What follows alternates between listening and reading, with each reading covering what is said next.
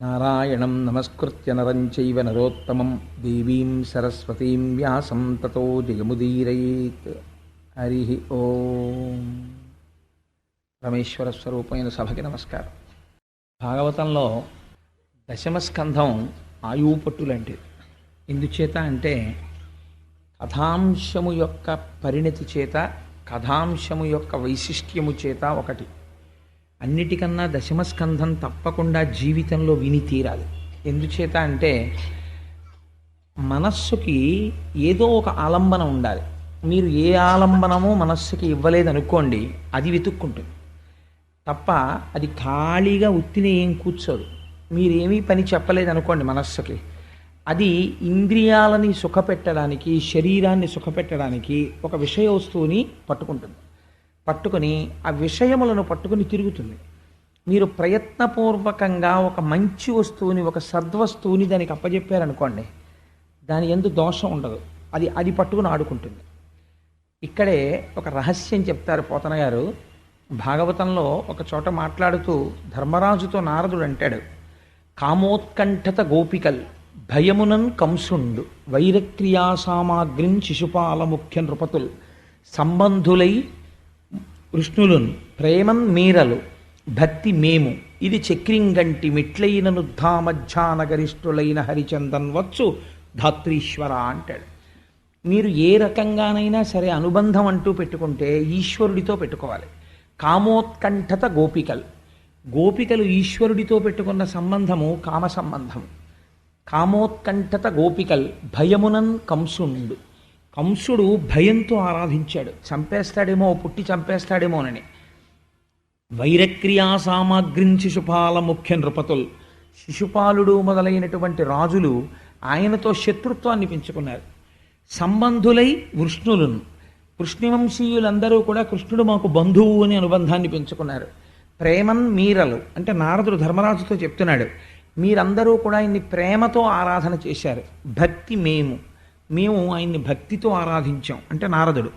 భక్తి మేము ఇది చక్రింకంటిమి, ఇలా మనందరం కూడా కృష్ణ పరమాత్మతో అనుబంధం పెట్టుకున్నాం. ఎట్లైన నుద్ధామధ్యానగరిష్ఠులైన హరిచందన్ వచ్చు ధాత్రీశ్వర. ఏ రకంగా ఈశ్వరుడితో అనుబంధం పెట్టుకున్నా ఈశ్వరుణ్ణే చేడుతాం. పసిపిల్లవాడు తెలియక దీపాన్ని ముట్టుకున్నాడు, చెయ్యి కాలుతుంది. మధ్య వయస్కుడు ముట్టుకున్నాడు, చెయ్యి కాలుతుంది. పరమవృద్ధుడు ముట్టుకున్నాడు, కాలుతుంది. జ్ఞాని ముట్టుకున్నాడు, కాలుతుంది. ఎవరు ముట్టుకున్నా కాల్చడం దీపం యొక్క స్వభావం. ఏ భావనతో ముట్టుకోండి, అయ్యో దీపం ఎంత బాగుందో అని వేలు పెట్టినా కాలుతుంది. మీరు పరాకుగా ఉండి ముట్టుకున్నా కాలుతుంది. కాల్చడం దాని స్వభావం. అలాగే ఉద్ధరించడం ఈశ్వరుడు యొక్క స్వభావం. అందుకని మనస్సుని ప్రయత్నపూర్వకంగా లౌకికమైనటువంటి అనుబంధాలలోంచి ఈశ్వరుడి వైపుకి తిప్పి పెట్టారనుకోండి. తిప్పి పెట్టడం అంటే చాలామందికి ఒక దురభిప్రాయం ఉంటుంది ప్రపంచంలో. మనస్సుని తిప్పి ఈశ్వరుడు యందు పెట్టడం అంటే సంసారాన్ని వదిలిపెట్టేయడం అండి అని. అలా ఏం ఉండదు. ఇది ఎలా ఉంటుందంటే, మీ ఇంట్లో 8 పంపులు ఉంటాయి. సింకులో ఒక పంపు ఉంటుంది, వాష్ బేసిన్లో ఒక పంపు ఉంటుంది, స్నానం చేసేటప్పుడు బాత్రూంలో ఒక పంపు ఉంటుంది. కాబట్టి ఎక్కడో సింక్లో ఓ పంపు ఉంటుంది, వాష్ బేసిన్లో ఓ పంపు ఉంటుంది, బాత్రూంలో ఓ పంపు ఉంటుంది. ఇన్ని పంపుల్లోనూ నీళ్లు రాలేదనుకోండి, రాకపోతే ప్రతి పంపు గొట్టంలోనూ నీళ్లు పోయిరు. పైన ఉన్న ఓవర్ హెడ్ వాటర్ ట్యాంక్లో నీళ్లు పోస్తారు. ఓవర్ హెడ్ వాటర్ ట్యాంక్లో నీళ్లు పోస్తే అన్ని పంపుల్లోకి నీళ్ళు వస్తాయి. అలాగే మీరు ఎన్ని రకాలైన అనుబంధాలతోనైనా సంసారంలో ఉండొచ్చు. శాస్త్రం ఏం చెప్తుందంటే, భార్యతో ఉంటాడు సంసారంలో, పరమప్రీతితో భార్య యందు సంతోషంగా ఉండొచ్చు. ఎన్ని మాటలు మీరు భార్యని ముద్దుగా చూసినా ఒక మాట మర్చిపోకూడదు, లక్ష్మీదేవి అనుగ్రహంతో నాకు ఇటువంటి ఇల్లాలు దొరికింది అనుకుంటూ ఉండాలి. ఈ భావన మనస్సులో పెట్టుకుని మీరు ఎంతగా సంతోషంగా కదలండి. ఇదంతా అమ్మవారి అనుగ్రహం, నాకు ఇంత చక్కటి భార్య, ఇంత ప్రేమ కలిగిన భార్య, నా వంశాన్ని పెంచిన భార్య అని మీరు మనసులో అనుకుంటూ, ఇదంతా అమ్మవారి అనుగ్రహం అనుకుంటూ భార్యతో ఉండండి. ఏ దోషం ఉండదు. నా బిడ్డడికి ఓ మంచి సీట్ వచ్చింది, ఈశ్వరానుగ్రహం. ఆయన మేధస్సునిచ్చాడు, చక్కగా ఆరోగ్యాన్ని ఇచ్చాడు, వాడు చక్కగా చదువుకుంటున్నాడు, వృద్ధిలోకి వస్తున్నాడు, ఇది ఈశ్వరానుగ్రహం. మీరు ఒక మంచి మధుర పదార్థం తిన్నారు. ఈ మధుర పదార్థం చాలామంది తినలేరు, కానీ తినగలిగే అదృష్టాన్ని నాకు ఈశ్వరుడు ఇచ్చాడు. ఏది చేసినా ఈశ్వరుడితో అనుసంధానం చేసుకుంటూ ఉండడం. ఈ చేసుకోవడం వస్తే ఓవర్ హెడ్ వాటర్ ట్యాంక్ నింపుకుని అన్ని పంపుల్లోంచి నీళ్లు పొందడంతో సమానం అవుతుంది అది. కాబట్టి ఇందులో ఏ ప్రేమ భావన చేత మంచిది, మిగిలినవి కూడా మంచివే, నేను కాదన్నాను, అది కూడా ఈశ్వరుణ్ణి చేరుస్తాయి. కానీ ప్రతి క్షణం నరకమే. ఈశ్వరుడితో శత్రుత్వం పెట్టుకుని కూడా ఈశ్వరుణ్ణి పొందిన వాళ్ళు ఉన్నారు. హిరణ్యకశిపుడు పొందాడు. కానీ భగవంతుడితో శత్రుత్వం పెట్టుకుని బతికినటువంటి బ్రతుకు 10 మంది చేత అసహ్యింపబడుతుంది. అలా బ్రతకకూడదు. ఈశ్వరుడు యందు ప్రేమతో బ్రతికిన బ్రతుకు 10 మంది చేత ఆదరింపబడుతుంది. మంచి సద్బుద్ధినిస్తుంది, ఇహమునందు మంచి నడువడినిస్తుంది, పరమునందు ఈశ్వరుని యొక్క అనుగ్రహాన్ని కటాక్షించి ఆయన యొక్క పాదములు చేరుకునేటటువంటి అదృష్టాన్ని కటాక్షిస్తుంది. కాబట్టి సాత్వికమైనటువంటి భక్తి అన్నిటిలోకి చాలా గొప్ప భక్తి. ఈ భక్తితో ఉండడానికి, ఈశ్వరుణ్ణి పట్టుకోవడానికి మీకు ఒక ఆలంబనం కావాలి. మీరు ఏమీ వినకుండా, అసలు భగవత్ స్వరూపం గురించి ఏమీ తెలియకుండా భగవంతుణ్ణి పట్టుకో అని మీరు మనసును అన్నారనుకోండి, అది ఎలా పట్టుకుంటుంది? పట్టుకోదు. మీకు లోపల అది బాగా పట్టుకోవాలంటే అందరికన్నా బాగా సులభుడై రావాలి పరమాత్మ. లేకపోతే ఆయనకి ఏమి కర్మండి? ఒక పసిపిల్లవాళ్లే పుట్టి పశువుల వెంట పరిగెత్తి, ఆవుల వెంట పరిగెత్తి, దూడల వెంట పరిగెత్తి చోరలీల చేసి ఎందుకన్ని లీలలు చేశాడు అంటే, ఈ లీలలు చేయడం వెనకాతల అంతరార్థం ఏమిటంటే, మీకు దాని లోపల ఉన్న రహస్యం అర్థం అవ్వచ్చు, అర్థం అవ్వకపోవచ్చు. కనీసం బాహ్యంలో ఆ కథ మనస్సుని పట్టుకుందనుకోండి, పట్టుకుంటే మనస్సు అస్తమానం తరచి తరచి తరచి తరచి దాని గురించి ఆలోచిస్తుంది. ఆలోచించినప్పుడు పట్టుకున్న వస్తువు దేన్ని పట్టుకుంది? కృష్ణుడిని పట్టుకుంది. రసోవై సహా అని పేరు ఆయనకి. కాబట్టి అది ఏ ఫలితాన్ని ఇస్తుంది? ఈశ్వరుడి దగ్గరికే చేరుస్తుంది. మనస్సుకి అపారమైనటువంటి తృప్తిని, ప్రశాంతతని కల్పిస్తుంది. కాబట్టి దశమస్కంధం భాగవతంలో ఆయువు పట్టు అనడానికి కారణం, భాగవతంలో దశమస్కంధంలోకి వచ్చేటప్పటికే కృష్ణ పరమాత్మ యొక్క ఆవిర్భావాన్ని, లీలల్ని విశేషమైనటువంటి వర్ణన చేశారు వ్యాస భగవానుడు. ఆంధ్రీకరించి పోతన గారు మనకు ఉపకారం చేశారు. నవమస్కంధంలో ఒక గమ్మత్తు చేశారు. నవమి నాడు రామచంద్రమూర్తి పుట్టారు. దశమస్కంధాన్ని ప్రారంభం చేసే ముందు నవమస్కంధంలో రామాయణం చెప్పారు వ్యాసుల వారు కానీ పోతన గారు కానీ. నవమస్కంధంలో ఎక్కువ భాగం యథార్థానికి రామచంద్ర ప్రభువు యొక్క సంకీర్తనమే. కానీ నేను దాన్ని అంత విపులంగా మళ్ళీ ఎందుకు స్వీకరించలేదంటే, ఇతపూర్వం మనం అందరం ఇక్కడ రామాయణం చెప్పుకుని ఉన్నాం కాబట్టి ఆ రామాయణం చెప్పుకున్నటువంటి ఫలితాన్ని, ఆ రామాయణం చెప్పుకున్నటువంటి పరిస్థితిని భాగవతాంతర్గతం చేసి తీరుతాడు రామచంద్రమూర్తి. ఆయన కృపాకటాక్షములు ఉన్నవాడు. కాబట్టి మనం ఇంకొక స్కంధం వైపుకి నడవడానికి అవకాశం ఉంటుంది అని రామాయణంలో నవమస్కంధంలో ఉన్న రామాయణాన్ని పక్కన పెట్టడం జరిగింది. అంత మాత్రం చేత నేను దానిని విడిచిపెట్టినట్లు కాదు. అందుకని నేను ఒక 4 వాక్యములలో రామాయణాన్ని పూర్తి చేసేసాను అనుకోండి. పూర్తి చేసేస్తే నేను నవమస్కంధంలో రామాయణం చెప్పేసినట్టే కదా.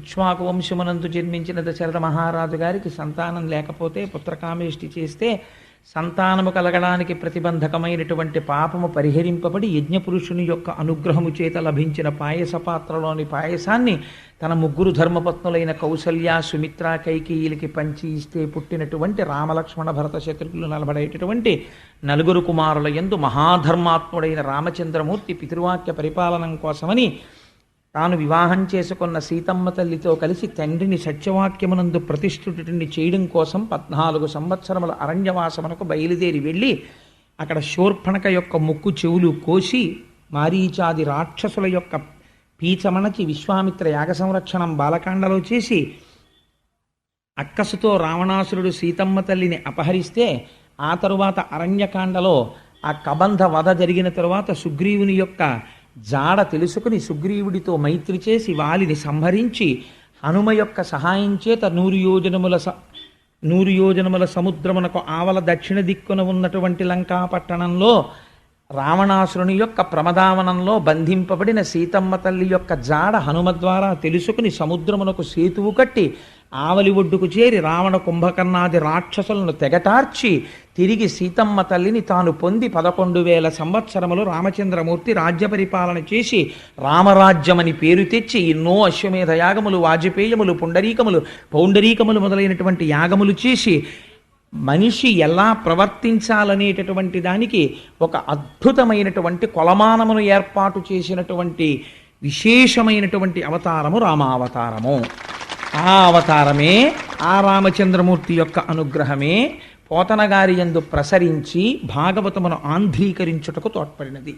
ఆ రాముడే కృష్ణ కథ చెప్పించాడు. రాముడు కృష్ణుడు అని ఇద్దరు లేరు కనుక. కాబట్టి నేను నవమస్కంధంలో రామాయణం చెప్పినట్టే కదా. ఎందుచేత అంటే అలాగని రామాయణం విడిచిపెట్టడం ఇష్టం లేదు కాబట్టి రామాయణాన్ని స్పృశించినట్లే ప్రధాన ఘట్టాలు. ఇప్పుడు నేను దశమస్కంధంలోకి వెళ్ళడానికి తలుపు తెరుచుకున్నట్లు కదా. దశమస్కంధాన్ని ప్రారంభం చేస్తూ ఒక మాట చెప్తారు. పూర్వకాలంలో గోరూపాన్ని స్వీకరించి భూమి చతుర్ముఖ బ్రహ్మగారి దగ్గరికి వెళ్ళి ఏడ్చింది. మహానుభావ, భూలోకంలో ఎందరో రాజులు భూమిపతులమనేటటువంటి పేరు పెట్టుకొని పరమ దుర్మార్గమైనటువంటి పరిపాలన చేస్తూ ధర్మమును తప్పి ప్రవర్తిస్తున్నారు. ఇటువంటి వారి యొక్క మదం అణచడానికి, భూమి యొక్క భారమును తగ్గించడానికి, భూభారం అంటే మీరు ఎప్పుడు జ్ఞాపకం పెట్టుకోండి, అది కేవలము తక్కెట్లో వేసి తూచేటటువంటి కొలత కాదు. ఎన్ని ప్రాణులున్నా భూమికి ఎప్పుడూ బరువు కాదు. ఎంతమంది బిడ్డలు పుట్టినా తల్లికి ఎవ్వరూ బరువు కానట్టే. కానీ భూమి ఎప్పుడు బరువుగా బాధపడుతుంది అంటే ధర్మము తప్పి ప్రవర్తించేటటువంటి మనుష్యులను చూసి భూమి భారంగా బాధపడుతుంది. అందుకని సృష్టి చేసిన బ్రహ్మగారిని అడిగింది. వీళ్ళందరినీ సృష్టి చేసిన వాడు ఆయనే కదా. ఇంతమంది అధర్మాత్ములు ఇవాళ భూమి మీద తిరుగుతున్నారు, ఎలా నాకు భారం తగ్గడం అని అడిగింది. భారం తగ్గించడం, ఉన్నది నిలబెట్టడం స్థితికారుడైన శ్రీ మహావిష్ణువు యొక్క అనుగ్రహం. కాబట్టి నువ్వైనా నేనైనా ఆయన్ని ప్రార్థన చెయ్యాలని ఆనాడు చతుర్ముఖ బ్రహ్మగారు ధ్యానమగ్నుడై పురుష సూక్తంతో స్వామివారిని ఉపాసన చేశారు. ఆ ధ్యానమునందు ఆయనకు ఒక వాణి వినపడింది. వెంటనే కళ్ళు తెరిచి ఒక చిరునవ్వు నవ్వి బ్రహ్మగారు అన్నాడు, ఇటువంటి మహానుభావుడండి నిజంగా చతుర్ముఖ బ్రహ్మ. ఆయన అన్నాడు, భూమి నువ్వేం బెంగ పెట్టుకోకు, స్వామి తొందరలో కృష్ణావతారాన్ని స్వీకరిస్తున్నారు. ఆ అవతారం స్వీకరించింది మొదలదొక చిత్రమైన అవతారం. కన్నులు తెరువని కడుచిన్ని పాపడై దానవిచను బాలు త్రావి చంపి, కళ్ళింకా సరిగ్గా తెరవడం రానటువంటి పిల్లవాడిగా ఉన్నప్పటి నుంచి రాక్షస సంహారం ప్రారంభం చేసేస్తాడు. కాబట్టి ఎందరో రాక్షసులు, ఎందరో దుర్మార్గులు మరణిస్తారు, నీకు భారం తగ్గుతుంది. కానీ స్వామి ఆదేశం ఇచ్చారు, దేవతలు సురకాంతలు తమ తమ అంశలతో భూమి మీద జన్మించమని. ఆయన యదుకులంలో జన్మించపోతున్నారు. యాదవుడిగా పశువులను కాసేటటువంటి వాడిగా జన్మించపోతున్నాడు. జగదాచార్యుడిగా లోకమునకు జ్ఞానమిస్తాడు అని చెబితే భూకాంత పరమ సంతోషాన్ని పొందినటువంటిదై తిరిగి వెళ్ళిపోయి కృష్ణ పరమాత్మ యొక్క ఆగమనము కోసమని నిరీక్షణ చేస్తాను. ఈలోగా భూమి యందు యదువంశమునకు చెందినటువంటి శూరసేనుడు అనబడేటటువంటి ఒక రాజు మధురా రాజ్యాన్ని పరిపాలిస్తున్నాడు. ఆయన కుమారుడు వసుదేవుడు. భోజవంశమునకు చెందినటువంటి వారు ఇద్దరు అన్నదమ్ములు ఉన్నారు. ఒక ఆయన పేరు ఉగ్రసేనుడు, ఒక ఆయన పేరు దేవకుడు. వాళ్ళిద్దరు అన్నదమ్ములు. ఈ ఇద్దరు అన్నదమ్ముల్లో దేవకుని యొక్క కుమార్తె దేవకి, ఉగ్రసేనుని యొక్క కుమారుడు కంసుడు. కాబట్టి అన్నదమ్ముల బిడ్డలు కనుక కంసుని యొక్క చెల్లెలు దేవకీదేవి. ఈ దేవకీదేవిని శూరసేనుని యొక్క కుమారుడైన వసుదేవునికిచ్చి వివాహం చేశారు. ఇక్కడే ప్రారంభం అవుతుంది. దశమస్కంధం ఉపనిషద్ రహస్యం. కాబట్టి దశమస్కంధం ప్రారంభంలోనే 1,00,000 టన్నుల ప్రశ్న ఒకటి పడుతుంది. ఆ ప్రశ్న లోపల కానీ వీడిందనుకోండి, విద్యతే హృదయగ్రంథి విడిపోయినట్టు. కాబట్టి అది చాలా పరమ పవిత్రమైనటువంటి ఆఖ్యానం, కృష్ణ జననం. కాబట్టి మీరందరూ కూడా ప్రశాంత చిత్తులై వినే ప్రయత్నం చేయండి. ఈ దేవకీ వసుదేవులకి వివాహం జరిగిన తరువాత కొన్ని వందల గుర్రాల్ని, బంగారు ఆభరణములతో అలంకరింపబడినటువంటి ఏనుగుల్ని, కొన్ని వేల రథముల నిండా బంగారాన్ని, కొన్ని వందల మంది దాసీజనాన్ని ఏర్పాటు చేసి మహానుభావుడైనటువంటి దేవకుడు తన కుమార్తెని అత్తవారింటికి పంపుతున్నాడు. పంపుతుంటే కొన్ని వేల రథములు అనుసరించి వెడుతున్నాయి రాజమార్గంలో. ఇంకా వెళ్ళడానికి సిద్ధంగా ఉంది రథం. ఈ సమయంలో ఆ రథాన్ని చోదనం చెయ్యడానికి ఒక సారథి ఉంటాడు. ఎవరికో ఒకరికి ఆ బాధ్యత అప్పచెప్తారు కదా. సాధారణంగా రాజులు ఆ రథాన్ని నడపరు. ఇలాంటి సమయంలో కంసుడు అకస్మాత్తుగా వచ్చాడు. ఆయనకి చెల్లెలంటే మహాప్రేమ, మీరు మర్చిపోకూడదు ఆ విషయాన్ని. ఆవిడ అన్నదమ్ముడి యొక్క తన తండ్రి గారి యొక్క సోదరుని కుమార్తె అయినా చాలా ప్రేమ దేవకీదేవి అంటే. కాబట్టి ఆయన రథాన్ని నడపడానికి సిద్ధపడ్డాడు. కానీ కంసుడి ప్రేమ చాలా గమ్మత్తుగా ఉంటుంది, మన ప్రేమలాగే ఉంటుంది అది కూడా. కిందటి ఏడాది కనపడినప్పుడు నా బెస్ట్ ఫ్రెండ్ అండి, నా ప్రాణం అంటాడు. వచ్చే ఏడాది కనపడి మీ బెస్ట్ ఫ్రెండ్ ఏడండి అంటే అబ్బాయి తెలుసుకోలేకపోయానండి, వాడికి నాకు ఇప్పుడు మాటలు లేవండి అంటే. అలా ఉంటుంది. స్నేహం చిరకాలం వర్ధిల్లేటట్టుగా చెయ్యాలి తప్ప ఇవాళ స్నేహం చేసి రేపు వదలకూడదు. అందుకే స్నేహం నిలబెట్టుకోవడం వశిధారావ్రతం. అందుకే ఎక్కువ మందితో స్నేహం ఉండకూడదు. తనకి సరిపోయే వారితోనే స్నేహం చెయ్యాలి, దానికి వయసు అడ్డు రాదు. అలా స్నేహం చేసింది జీవితాంతము నిలబడిపోవాలి. ఆ స్నేహాలు అంత పవిత్రం కావాలి. అంతేకాని ఇవాళ స్నేహం చేసి రేపు విడాకులు ఇచ్చుకోకూడదు. స్నేహానికి అంత అందంగా ఉండాలి స్నేహం అన్నది. సరే, అందుచేత ఈ కంసుడు రథాన్ని నడుపుతాను అని బయలుదేరాడు. చాలా సంతోషించారు. ఎందుచేత ఆయన ఉగ్రసేనుని యొక్క కుమారుడు, ఆయనకి నడపవలసిన అవసరం ఏం లేదు. కానీ తానే చెల్లెల్ని అత్తవారింటికి దింపుతానని బయలుదేరి పగ్గములు పట్టుకున్నాడు. ఆ గుర్రాలను నడుపుతున్నాడు. వెనక దేవకీ వసుదేవులు కూర్చున్నారు. ఈ రథం వెళ్ళిపోతోంది. మీరు ఇప్పుడు ఒక్క విషయాన్ని కొంచెం జాగ్రత్తగా ఆలోచించండి. నేను తరచూ సభలో ఉండేవారికి వచ్చేటటువంటి సందేహాలు నేనే వేసుకుని అడుగుతూ ఉంటాను ప్రశ్నలు. ఇప్పుడు ఎవ్వరూ ఏమీ అనలేదనుకోండి, కంసుడు ఏమైనా చేస్తాడా? ఏమీ చెయ్యడు. అత్తవారింటికి దింపేస్తాడు దేవకీదేవి. పోనీ ఎవరైనా వచ్చి గూఢచారులు కానీ ఋషులు కానీ నమ్మదగిన విశ్వసనీయత కలిగినటువంటి వ్యక్తులు ఎవరైనా ఏమైనా చెప్పారా? ఎవ్వరూ పలకలేదు. అశరీరవాణి పలికినది అన్నారు. అశరీరవాణి అంటే ఇది చాలా గమ్మత్తైన మాట. శరీరము ఉంటే వాణి ఉంటుంది. వాణి ఉన్నది అంటే అది శరీరములోంచి వస్తోందని గుర్తు. అంతే కదండి. ఇప్పుడు కనీసంలో కనీసం మీకు ఎదురుగుండా నామరూపాలతో ఏదో ఉండాలి. ఓ చప్పుడు వినపడింది, తలుపు చప్పుడు అయిందంటారు. అసలు తలుపే లేదనుకోండి, చప్పుడు వస్తుందా? తలుపు చప్పుడు రాదు. ఏదో మాట వినపడింది అంటారు. అంటే ఏమిటండి దాని గుర్తు? ఎవరో మనుష్యుడు ఉన్నాడనే కదా దాని అర్థం. మనుష్యుడు లేకుండా మాట ఉంటుందా? ఉండదు. ఇక్కడ అంటున్నారు శరీరము లేదు, మాట వినపడుతోంది అంటున్నారు. అలా ఎలా కుదురుతుంది? శరీరం లేకుండా మాట వినపడడం ఏంటి? అదే సామాన్యమైన మాట కాదు. పోనీ అబ్బాయి రథాన్ని తీసుకెళ్ళేటప్పుడు జాగ్రత్త అండి, రోడ్డు మీద గోతులు ఉన్నాయని చెప్పు తెలిసింది అనుకోండి, ఆ శరీరం అని ఫోన్లో చెప్తే చెప్పింది, లేకపోతే లేదు, ఏమిటి దాని గురించి పెద్ద విశేషం ఏందని వదిలేయచ్చు. అదేం సామాన్యమైన మాట చెప్పలేదు. ఆ శరీరం అని ఏమని పలికిందంటే, తుష్టయగు భగిని మెచ్చగ నిష్ఠుడవై రథము నడిపెదే రుగవు మీదన్ శిష్టయగు ఈతలోదరి అష్టమ గర్భంబు నిన్ను హరించు సుమీ. తలోదరి అంటే పైకి కనపడనటువంటి కడుపు ఉన్నది. అంటే నాబోటిగా నించుంటే కడుపు కనపడుతుంది, కొంతమందికి కడుపు కనపడదు, వెనక్కి వెళ్ళిపోయి ఉంటుంది. అలా వెనక్కి వెళ్ళిపోయి అసలు కడుపు ఉందా లేదా అని అనుమానం ఉన్నట్టుగా ఉన్నటువంటి వాళ్ళని తలోదరి అంటారు. అదో అందం. అలాంటి దానికి పోతన గారి విశేషణం చూడండి ఎంత అందంగా ఉంటుందో. అనువాదం అస్సలు కడుపు లేనట్టుగా శుష్కించిపోయిన కడుపులా కనపడుతోంది. ఈ కడుపులో 8 పుట్టబోతున్నారు. ఈ 8వ వాడు కంసుణ్ణి చంపబోతున్నాడు. ఎటువంటి కడుపు ఆ కడుపు? కానీ అసలు పైకే కనపట్టలేదు అది. తలోదరి. అందుకని తుష్టయ్య గుభగిని మెచ్చగా ఆవిడికే చక్కగా ఆవిడ కోరుకున్న వసుదేవుణ్ణి వివాహం చేసుకుని రథం ఎక్కి వెళ్ళిపోతోంది. ఆవిడ మెచ్చుకోవాలని చెల్లెలి సంతోషం కోసం పిచ్చివాడా రథం నడుపుతున్నావు. కానీ శిష్టయ్యగు ఈతలోదరి అష్టమ గర్భంబు నిన్ను హరించు జుమి, నిన్ను చంపేస్తుందిరా 8వ గర్భం అంది. ఇప్పటి వరకు కంసుడు పరమ ప్రేమతో ఉన్నాడు. ఈ మాట వినపడింది ఆకాశంలోంచి. వినపడగానే రథాన్ని ఆపాడు, కిందకి దిగాడు. అంతే, కళ్ళు ఎర్రబడిపోయి గుడ్లు తిరుగుడు పడ్డాయి. అపారమైన కోపం వచ్చేసింది. కందగడ్డైపోయింది మొహం. బుగ్గలు కదిలిపోతున్నాయి, దవడలు ఊగిపోతున్నాయి, పెదవులు కదిలిపోతున్నాయి.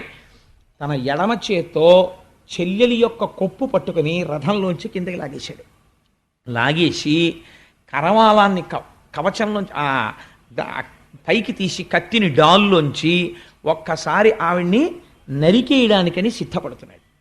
ఆ సిద్ధపడుతున్నటువంటి సందర్భంలో ఇప్పుడు ఆలోచించుకోవడానికి సమయం లేదు, ఏం మాట్లాడాలి. వసుదేవుడు మాట్లాడాలి.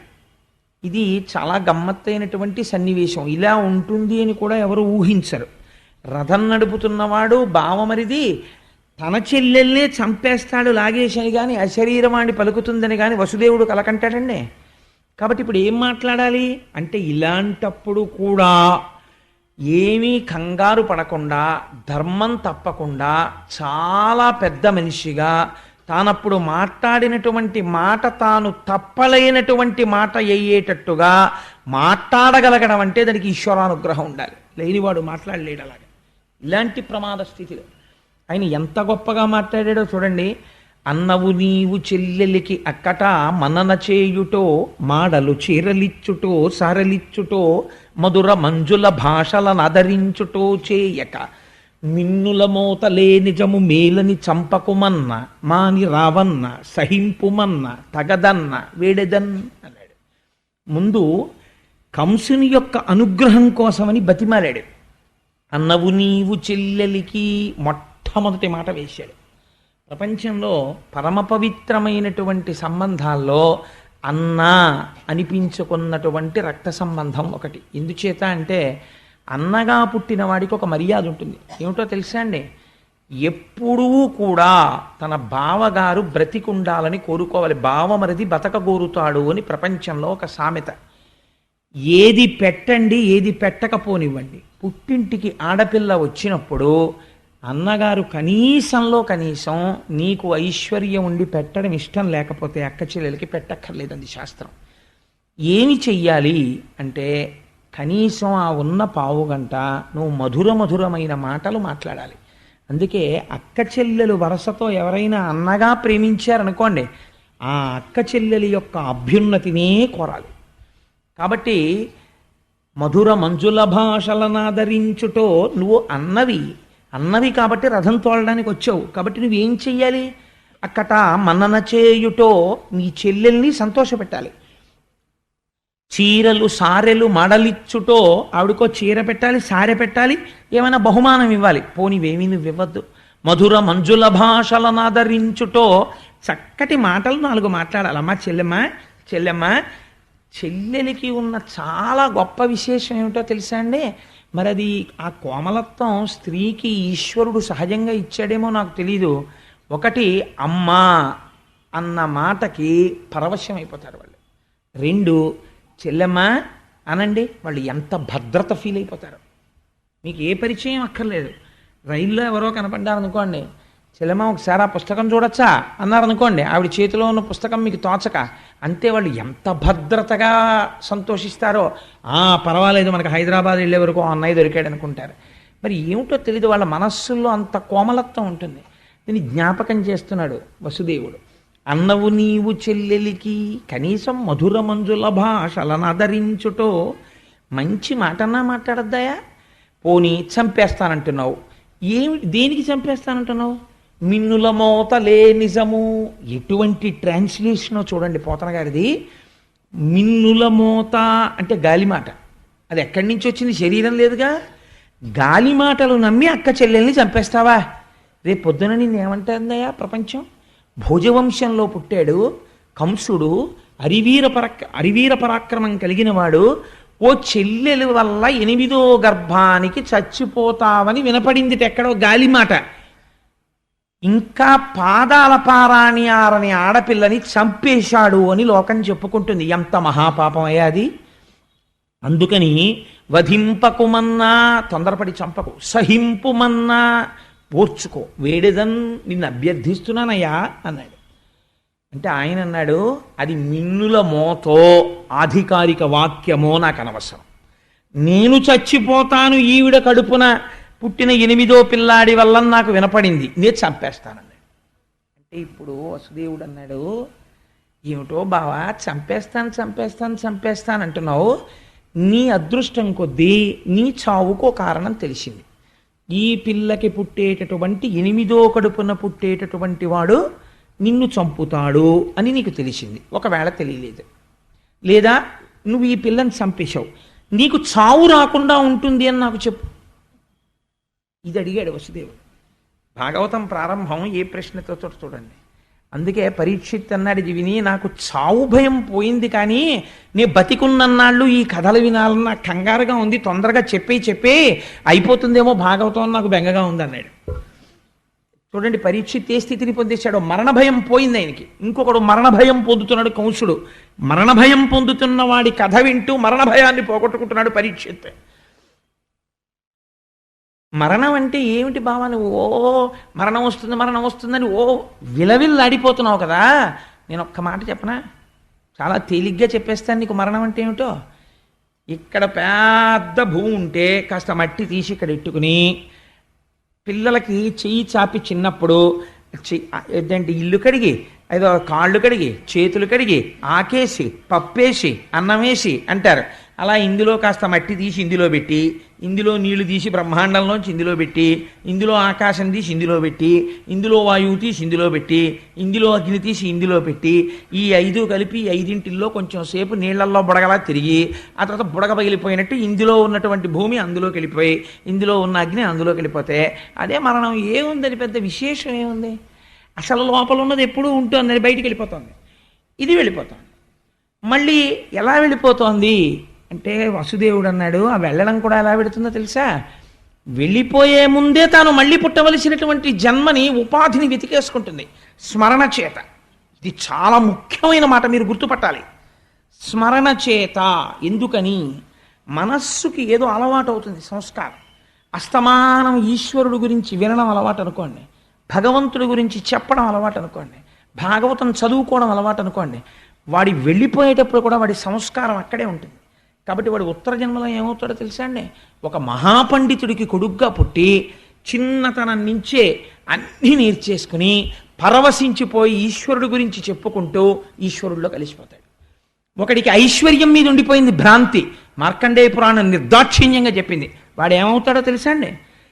పునర్జన్మ ఇచ్చే ముందు ఆఖరి ఆలోచనని బట్టిస్తాడు ఈశ్వరుడు. ఐశ్వర్యం గురించి ఆలోచించిన వాడికి ఏమిస్తారో తెలుసా అండి? తల పగిలి చచ్చిపోవలసిన జన్మిస్తారు. అంటే తేలు కానీ, జిర్రి కానీ, పాము కానీ ఇలాంటివి పుట్టి మందసాల కింద చేరుతాయి. ఆ డబ్బులున్న చోటుకి వచ్చి చేరుతాయి. లేకపోతే ధాన్యం పోసిన అదేంటి పెద్ద పెద్ద కావుల్లా కడతారు, వాటి కింద కానీ చేరితే తనది పోతుందని బెంగ. ఎవడో వస్తాడు అక్కడికి, అమ్మో నాది పట్టుకుపోతాడేమో అని బయటికి వస్తాడు. కర్ర పెట్టి కొట్టి తల పగిలేట్టు కొడుతుంటారు. ప్రాణం తోకలోకి వెళ్ళిపోతూ అప్పుడు అనుకుంటాడు, ఈ మాత్రం దానికా ఇంత కష్టపడ్డాను, ఎవరికీ కనపడకుండా దాక్కుని తిరిగాను కొడుకులకి రక్షిద్దామని. తల పగల కొట్టించేశాడు కొడుకు అంటాడు. ఇప్పుడు మళ్ళీ ఇంకో ఉపాధిలోకి పోతాడు.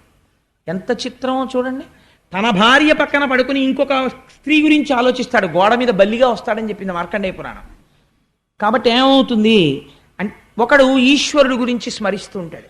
వాడు ఉత్తర జన్మల్లో హాయిగా ఒక మహాపండితుడు కడుపున పుట్టి ఏ లోటు లేకుండా 7 ఏళ్ళు 8 ఏళ్ళు వచ్చేటప్పటికి అపారమైన పాండితీ ప్రకర్షతో ఐశ్వర్యానికి లోటు లేకుండా 10 మందికి పెడుతూ తాను తింటూ భగవంతుడి గురించి చెప్పుకుంటూ సార్థకత పొంది ఈశ్వరుడిలోకి వెళ్ళిపోతాడు. స్మరణ ముఖ్యం బావా. నువ్వు ఇలా బతుకుతానని దేహం మీద మమకారం పెట్టుకుంటే ఏమైపోతావో తెలుసా? ఒకనాటికి గొంగళి పురుగు యొక్క నడకని చూస్తే, అందుకే గొంగళి పురుగు సీతాకోక చిలుక అవుతుంది. ఎంత చిత్రం చూడండి. నిద్రపోతే సీతాకోక చిలుక, నడుస్తూనే ఉంటే కాకి తింటుంది దాన్ని. గూడు కట్టేసుకుంటే సీతాకోక చిలుక అయిపోతుంది. ధ్యానంలో ఉంటే నువ్వు ఈశ్వరుడి పాదాల దగ్గరికి వెళ్ళిపోయి నిలబడిపోతే షట్పథమైపోతావు. కాబట్టి ఏమైపోయింది? ఆ స్మరణల యందు శరీరాన్ని విడిచిపెట్టే ముందు గబగబా మనస్సు ఏం చేస్తుందంటే ఈ పంచేంద్రియాలని మూట కట్టుకుంటుంది. ఈ కళ్ళు, ముక్కు, చెవులు, నోరు ఇవన్నీ మూట కట్టుకుంటుంది, ఇతుక్కుంటుంది చోటు. అది ఊర్ధ్వముఖంగా వెళ్ళే ప్రయత్నం చేస్తుంది, కానీ పుణ్యబలం చాలదు, వెళ్ళలేడు. అందుకని వెనక్కి వచ్చి సమయం అయిపోతూ ఉంటుంది, ఇంకా వెళ్ళిపోవాలి ఆఖరి ఊపిరి లోపల. వెతికి ఏ కన్నం దొరికితే ఆ కన్నంలోంచి పారిపోతాడు.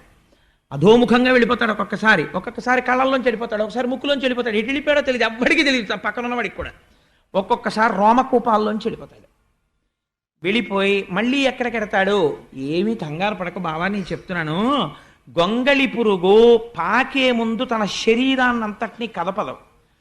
శరీరంలో ముందు భాగాన్ని ఇలా పైకెత్తి, మీరు భాగవతం బాగా అర్థం అవ్వాలంటే గొంగళి పురుగుని చూడాలి అసలు. గొంగళి పురుగు ఇలా పైకెత్తి ములగ చెట్ల దగ్గర నిలబడి, నేను అప్పుడప్పుడు చూస్తూ ఉంటాను, ఇలా పైకెత్తి ఆకు మీద ఇలా పెడుతుంది. ఎన్ని కాళ్ళు ఉంటాయో పెట్టి ఈ వెనకాతల ఆకు మీద ఉన్న శరీరాన్ని ఇలా ముద్ద కింద లాగుతుంది. లాగితే ఈ ఆకు కొద్దిగా వంగి ఇలా వేళ్లాడుతుంది. మళ్ళీ దాన్ని పట్టుకుని ఇలా ఇలా ఇలా ఎక్కి ఆ ఆకు మించి వెళ్ళిపోతుంది. అలా ఇక్కడ వదులుతూనే ఇంకో దేహంలోకి వెడతాడు బావా. ఈ మాత్రం దానికి ఎంతమందిని చంపేస్తావు? చంపేస్తే ఉండిపోతుంది ఆ శరీరం? ఉండదు, వెళ్ళి తీరుతావు ఇంకో శరీరంలోకి. కానీ చెల్లెల్ని చంపిన పాపానికి అధోగతికి వెళ్ళిపోతావు. ఎందుకు మావ ఈ పని చేస్తావు అంటే కంసుడు అన్నాడు. అంటే ఎంత గొప్ప వేదాంతం అప్పుడు చెప్తే మనసు మారే అవకాశం ఉంటుందో అది చెప్పాడు. 7 రోజులు వినేది పరీక్షిత్తుకి చెప్పారు, 7 క్షణాల్లో వినేది వసుదేవుడు కంసుడికి చెప్పాడు. కానీ వాడి మనస్సు మారలేదు. రామకృష్ణ పరమహంస ఇదే అంటారు, మేకు కొట్టడానికి మీరు మేకు సుత్తి పట్టుకుని గోడ మీద పెడతారు, కొడతారు. గోడ తనంత తానుగా కొంచెం గుల్లగా ఉందనుకోండి, మేకు పెడుతుంది. గోడ ఘనీభవించిపోయి భీమైపోయింది అనుకోండి, ఎంత సుత్తి పెట్టి కొట్టినా మేకు ఉంగుతుంది కానీ గోడలోకి వెళ్ళదు. అసలు ఇక్కడ ఆర్ద్రత ఉంటే చెప్పినది లోపలికి వెడుతుంది.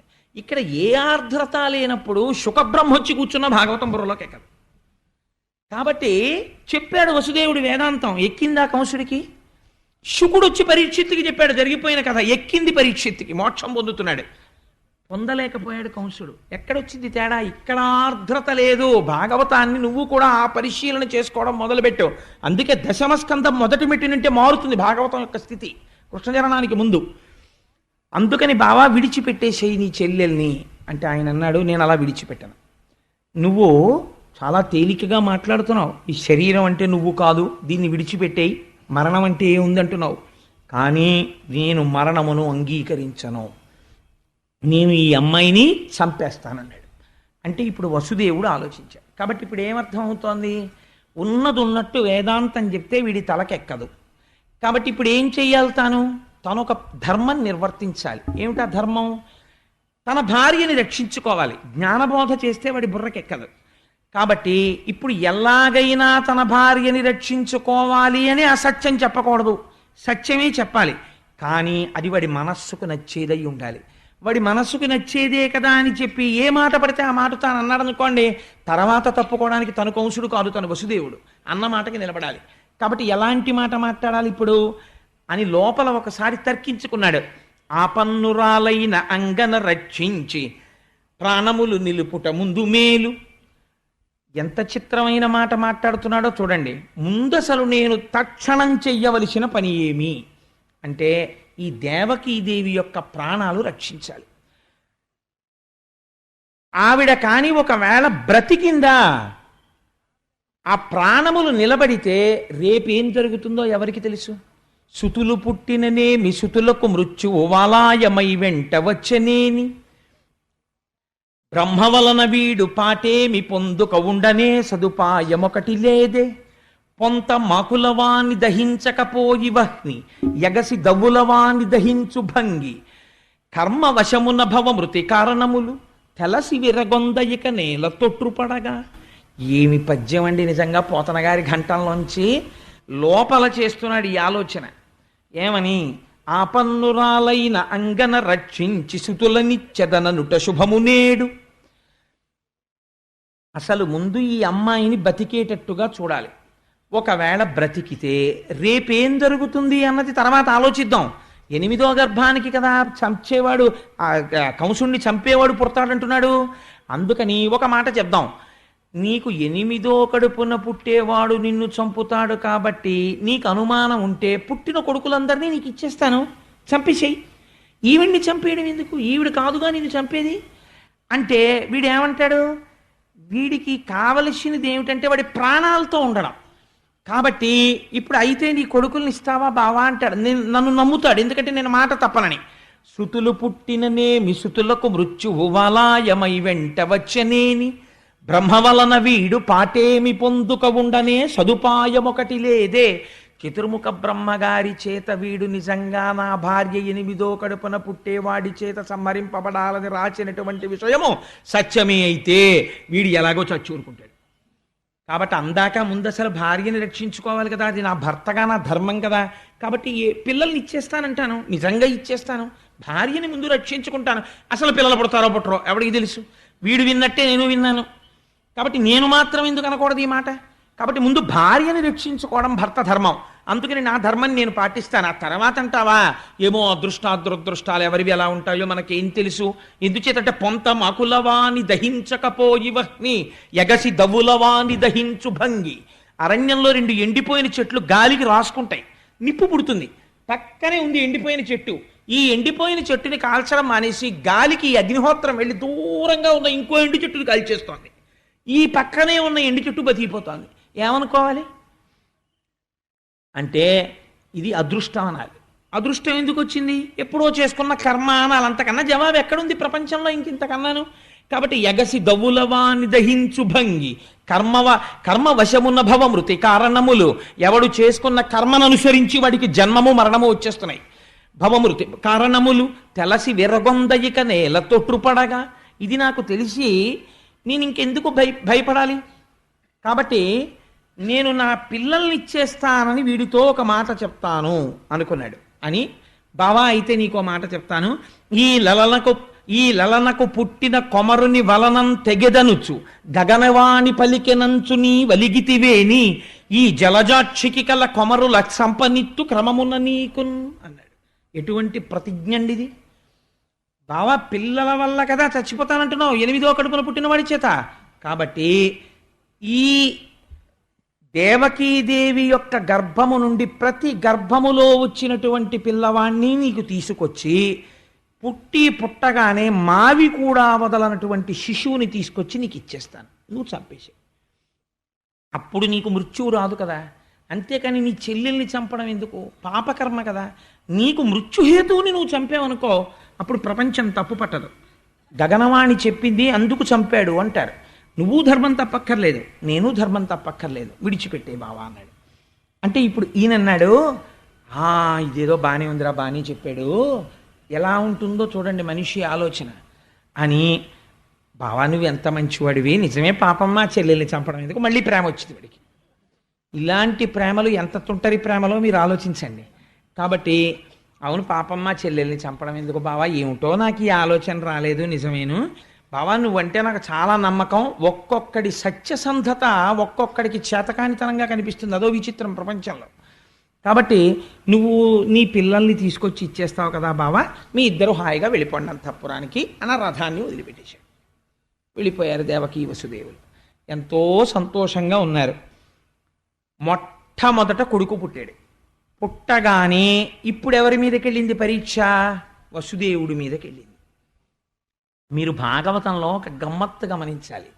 8వ గర్భాన్న పుట్టేవాడి వలన చచ్చిపోతావని గగనవాణి కంసుడికి చెప్పింది. 8వ గర్భాన పుట్టేటటువంటి పిల్లవాడి వల్ల చచ్చిపోతావంటే వీడు ఖచ్చితంగా బతకడానికి ఎన్ని ఏళ్ళు టైం ఉందండి, కనీసం 1.5 సంవత్సరాలు చూసినా 12 ఏళ్ళు టైం ఉంది వీడికి. 12 ఏళ్ళు సమయం ఉన్నవాడు నేను చావడానికి వీలు లేదని ఆవిడ్ని చంపేస్తానంటున్నాడు. 7 రోజుల్లో చచ్చిపోతావురా అన్నవాడు నాకేం బెంగలేదు భాగవతం చెప్పి నేను బతికేస్తానంటున్నాడు. ఎంత ఆశ్చర్యం చూడండి. సమయాన్ని ఈశ్వరుడి వైపుకి వాడడంలో ఉంది గమ్మత్తంతా. కాబట్టి పిల్లవాడు పుట్టగానే వసుదేవుడికి జ్ఞాపకం వచ్చింది, ఇచ్చిన మాట.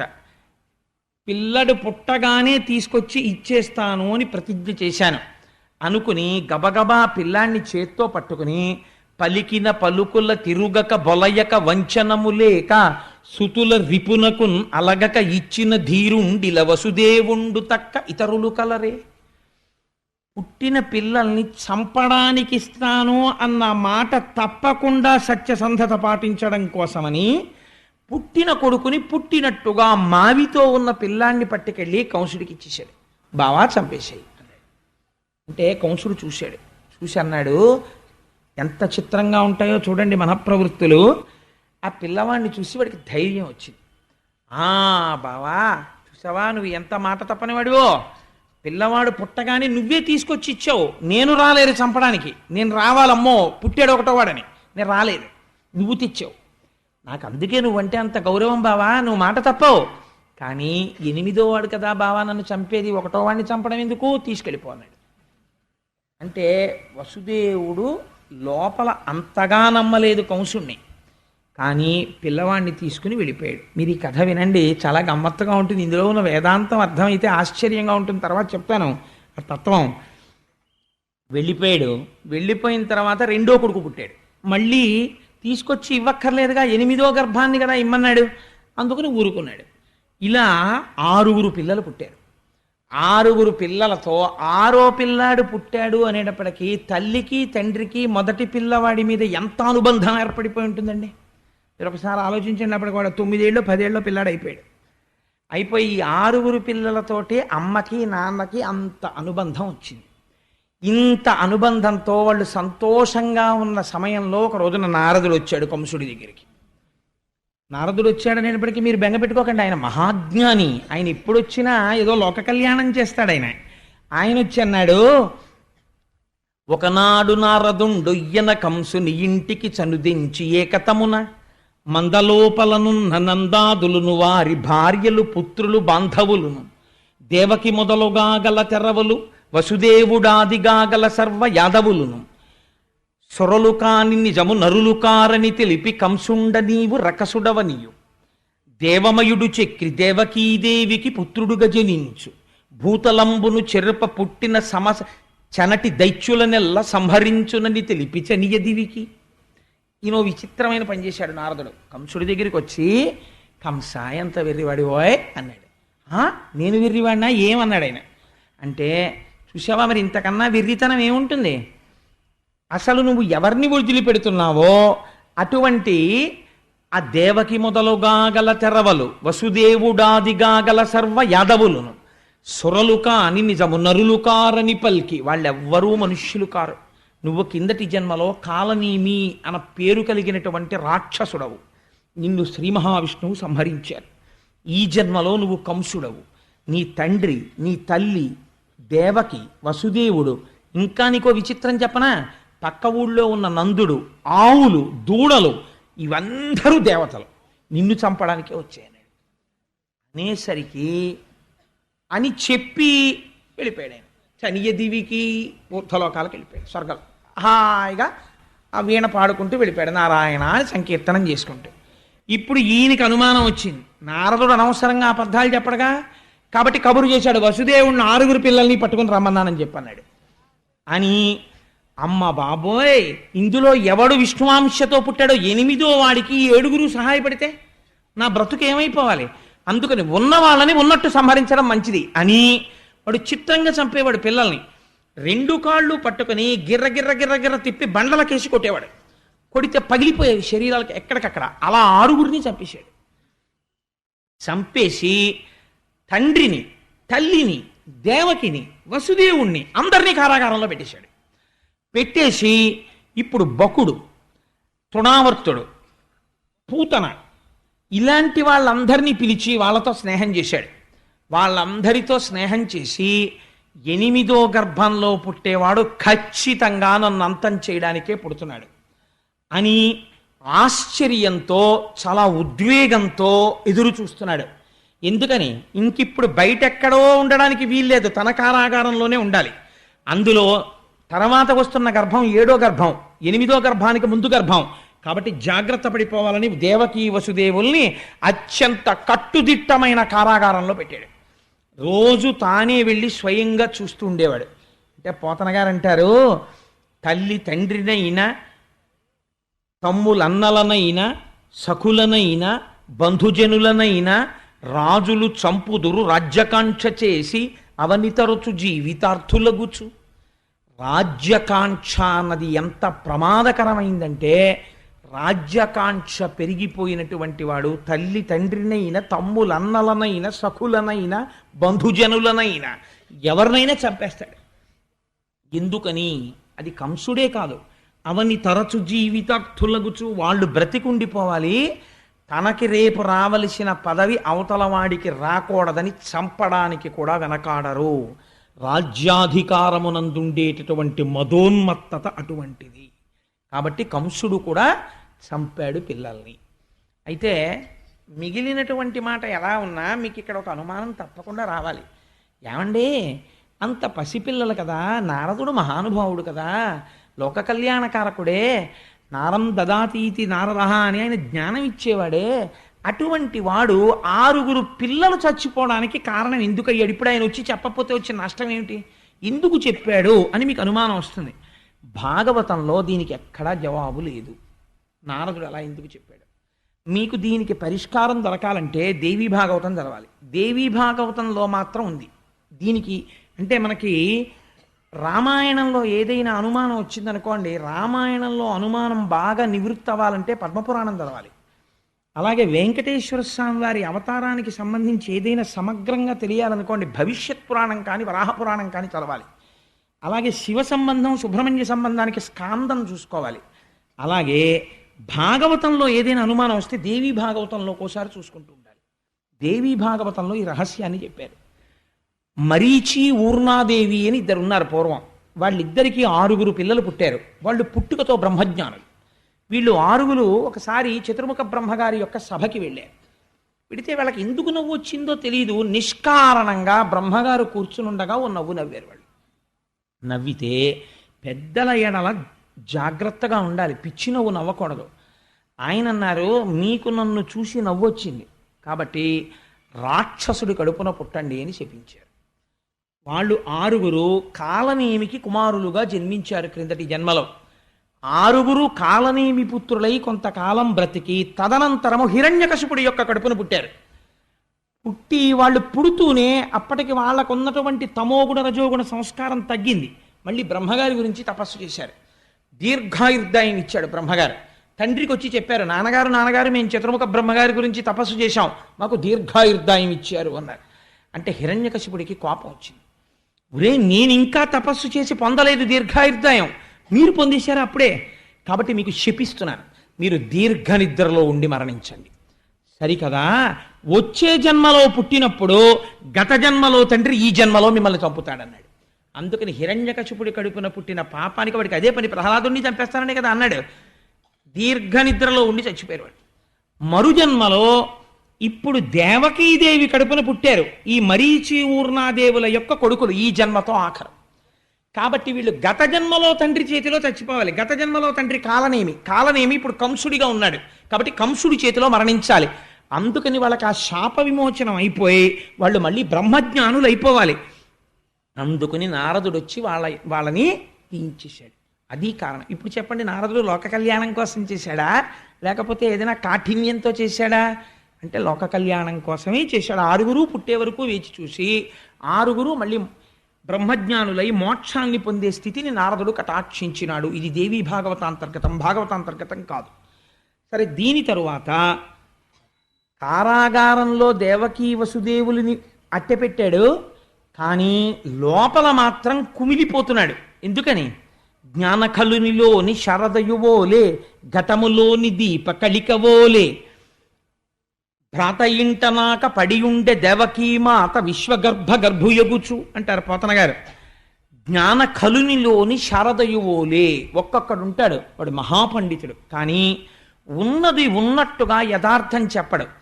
వాడు ఎలా చెప్పాలనుకుంటున్నాడో, వాడికి ఏది ఇష్టమో దాని వైపుకు బలి చెప్పేస్తాడు. అది జ్ఞాన కలునిలోని శారదయువోలే, ఘటములోని దీప కళికవోలే, కుండలోపల వెలుగుతున్న దీపంలా లోకములన్నింటినీ తన కడుపులో పెట్టుకున్నటువంటి శ్రీ మహావిష్ణువుని తన కడుపులో మోయవలసినటువంటి దేవకి కంసుని యొక్క కారాగారమునందు మొగ్గుచున్నది. ఈ స్థితిలో ఒక చిత్రం జరిగింది. శ్రీమన్నారాయణుడు తాను అవతరించాలనుకున్నాడు. తనకన్నా ముందు శేషుడు బయలుదేరుతున్నాడు. ఆదిశేషుడు ముందు అన్నగారిగా పుట్టాలి. అందుకని యోగమాయని పిలిచాడు. ఆయన యొక్క మాయాశక్తియే ఈశ్వరుడికి, ఈశ్వరుడి యొక్క మాయాశక్తికి అభేదం, వాళ్ళిద్దరూ విడివిడి ఉండరు. ఆ మాయాశక్తిని పిలిచాడు. పిలిచి ఒక మాట చెప్పాడు, నువ్వు భూమి మీదకి వెళ్ళు. అక్కడ కంసుని యొక్క కారాగారంలో దేవకీ వసుదేవులు ఉన్నారు. వసుదేవుని యొక్క భార్యలందరినీ ఖైదు చేశాడు కంసుడు. ఒక్క రోహిణి మాత్రం నందవ్రజంలో నందుడి దగ్గర ఉన్నది. కాబట్టి ఇప్పుడు ఆ వసుదేవుని యొక్క తేజస్సు దేవకీ గర్భంలో ఉంది, 7వ గర్భంగా. అది శేషుడి యొక్క అంశ ఉంది అందులో. అందుకని ఎవ్వరికీ తెలియకుండా ఆ గర్భస్థమైన పిండమును వెలికి తీసేసాయి. గర్భస్రావమైందని అందరూ అనుకుంటారు. ఈ పిండమును తీసుకుని వెళ్ళి నందవ్రజంలో ఉన్నటువంటి రోహిణీ గర్భమునందు ప్రవేశపెట్టు. అప్పుడు ఇక్కడ జారిపోయినటువంటి పిండము అక్కడ పెరుగుతుంది. పెరిగి అక్కడ వర్ధిల్లుతాడు. బలరాముడన్న పేరుతో జన్మిస్తాడు శేషుడు. నన్ను సేవించాలని కోరుకుంటున్నాడు. అందుకని నువ్వు వెళ్ళి ఈ పని చెయ్యవలసినది అన్నాడు. యోగమాయ బయలుదేరి వచ్చింది. 7వ గర్భంలో దేవకీదేవి గర్భము నిలిచి సంతోషంతో ఉన్న సమయంలో దేవకీదేవి కడుపులో ఉన్నటువంటి పిండాన్ని పైకి లాగి నందవ్రజంలో నందుడి దగ్గర ఉన్నటువంటి వసుదేవుని యొక్క భార్య అయిన రోహిణీ గర్భంలోకి ప్రవేశపెట్టారు. ఇవాళ మనం భాగవతం చెప్తే ఇది జరుగుతుందా అని మీరెవ్వరూ అడగక్కర్లేదు. జరుగుతున్నాయి కదా ప్రపంచంలో. అంటే అప్పుడు మహర్షులు ఎప్పుడో చేశారు, భాగవత కాలంలోనే మన వాళ్ళు దీన్ని. తెలుస్తోంది కదా. కాబట్టి బలము మిగుల కలుగ బలభద్రుడని లోక రమణుడగుట చేసి రాముడనియు సతికి పుట్టె గర్భ సంకర్షణంబున సంకర్షణుండనెడి ఘనుడు సుతుడు. పోతన గారు అన్నారు, బలము మిగుల కలుగ బలభద్రుడని, చాలా బలవంతుడైనటువంటి వాడు కాబట్టి ఆయనకి బలభద్రుడు అని పేరు. లోకరమణుడగుట చేసి రాముడనియు, లోకములనన్నింటినీ ఆనందింపచేస్తాడు కాబట్టి రామశబ్దాన్ని పక్కన పెట్టారు, బలరామ అని పిలిచారు. సతికి పుట్టె గర్భ సంకర్షణంబున, ఈ అమ్మ కడుపులోంచి లాగబడి వేరో అమ్మ కడుపులోకి ప్రవేశపెట్టబడ్డాడు. అందుకని సంకర్షణుడు అని పేరు వచ్చింది. అందుకని సతికి పుట్టె గర్భ సంకర్షణంబున సంకర్షణుండని ఘనుడు సుతుడు. ఆ విధంగా సంకర్షణుడన్న పేరుతో బలరాముని యొక్క ఆవిర్భావము జరిగినది. కృష్ణావతారమునకు ముందు బలరాముడు ఆవిర్భవించాడు. తదనంతరము ఇప్పుడు కృష్ణ పరమాత్మ ఆవిర్భవించాడు. ఆయన యొక్క అంశ ఆ పూర్ణమైనటువంటి ఆ తేజస్సు బయలుదేరి వసుదేవుడిని ఆవహించింది. వసుదేవుడిలోంచి ఆ తేజస్సు దేవకీ గర్భంలోకి ప్రవేశించింది. నాకు చాలా ఇష్టమైనటువంటి పద్యం ఒకటి ఉంది ఈ భాగవతంలో. ఈ స్థితిలో అంటే నేను ఇలా చెప్పానని తల్లులు వేరొకలా భావించకండి. గర్భిణీ స్త్రీలకి కలిగేటటువంటి వికారములను గురించి ఇళ్లలో అనుకుంటుంటారు. దాన్ని పోతన గారు ఈశ్వరపరం చేశారు. ఎంత గొప్పగా వర్ణన చేశారో చూడండి.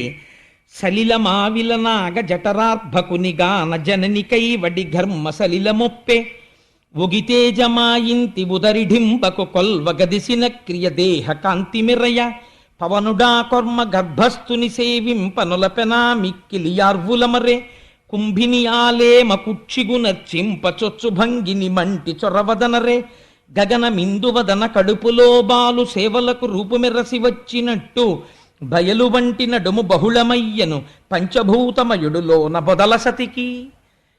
సాధారణంగా గర్భిణి అయినటువంటి స్త్రీలకి కొంచెం శరీరమునందు బరువు పెరగడం చేత చెమటలు పడుతుంటాయి తరచు. అలాగే శరీరమునందు విశేషమైనటువంటి శ్రమ చేత నిట్టూర్పులు కలుగుతుంటాయి, ఊపిరి భారంగా తీస్తుంటారు.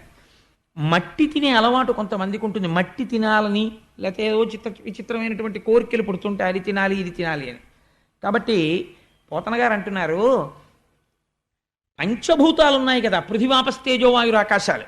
ఇందులో నీటికి కోరిక పుట్టిందిట. ఆ కడుపులో లోకములన్నింటినీ పరిపాలించేటటువంటి పరబ్రహ్మం ఉన్నాడు. కాబట్టి మేము సేవించద్దు అని జలములు తమ అంశగా వెళ్ళి దేవకీదేవికి చెమటగా మారాయిట. అలాగే అగ్నిహోత్రం ఉంది బయట, తేజస్సు. ఈ తేజస్సు మేము వెళ్ళి స్వామిని అర్చించుకోవాలని దేవకీదేవిలో ఉన్నటువంటి తేజస్సుగా మారి మరింత ప్రౌఢమైందిట. గాలి మేము ఈశ్వరుణ్ణి సేవించాలి కదా అని బాగా లోపలికి వెళ్ళి కృష్ణ పరమాత్మకి తగిలి నమస్కరించి విట్టూర్పుగా పైకొచ్చిందిట. మట్టి లోపల ఈశ్వరుడికి తగలాలన్న కోరికతో దేవకీదేవికి మట్టి తినాలన్న కోరికగా మారి ఆవిడ తింటే లోపలికి వెళ్ళి కృష్ణుణ్ణి సేవించుకుందిట. ఆకాశం పరమాత్మని సేవించుకోవాలన్న కోరిక కలిగి స్వామి శయనించినటువంటి ఈ ప్రాంతం ఉంటుందే, ఇది ఇప్పటి వరకు సన్నని నడుమున్నటువంటి దేవకికి విశాలమైన నడుమైందిట. కాబట్టి ఆకాశం పెరిగిందిట, కృష్ణుణ్ణి సేవిస్తోందిట. ఇలా గర్భిణి అయినటువంటి దేవకీదేవిని కృష్ణుడు కడుపులో ఉన్నందుకు 5 భూతములు సేవించాయన్నారు. ఈశ్వరానుగ్రహం ఎలా ఉంటుందో నిజంగా మహానుభావుడు ఒక గర్భిణీ స్త్రీ పొందేటటువంటి అవస్థని ఈశ్వరానుగ్రహంగా మార్చి దర్శనం చేయడంలో పోతనగారి స్థితిని మీరు చూడండి. ఆ దృష్టికోణం ఉన్నవాడు బ్రహ్మం కాకపోతే ఇంకేమవుతాడండి? అటువంటి పోతనగారి పద్యాలు, అటువంటి ఆంధ్రదేశంలో మనం పుట్టి పోతనగారి పద్యాలు చెప్పుకోకపోతే ఇంకా మనం నిజంగా ఆయనకి వారసులమని ఏ ముఖం పెట్టుకుని చెప్పుకుంటాం? అంతటి మహానుభావుడైన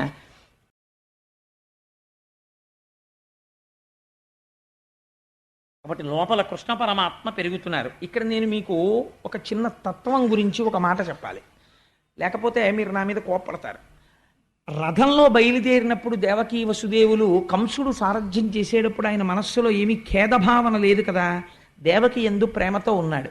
మరి అశరీరవాణి ఎందుకు పలికినది అంటే మీరు బాగా జాగ్రత్తగా గమనిస్తే మీకు ఈ తత్వం అర్థమైందనుకోండి, మీకు ఉపనిషత్తు అర్థమైనట్టు.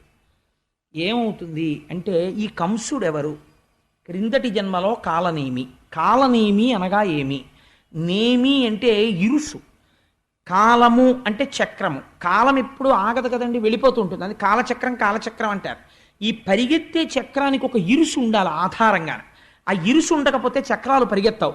ఈ ఇరుసు ఏమి అంటే కాలనేమి అనగా కాలమనబడేటటువంటి పరిగెత్తుతున్న చక్రాలకి ఇరుసుయే కామము. కామం అనగా అస్తమానం నేను కామం అన్నప్పుడల్లా మీరు తుచ్చకామం గురించి నేను మాట్లాడుతున్నాను అనుకోకండి. కామం అనగా కోరిక, అంతే, కోరికే. మీరు ఒక్క విషయం ఆలోచించండి.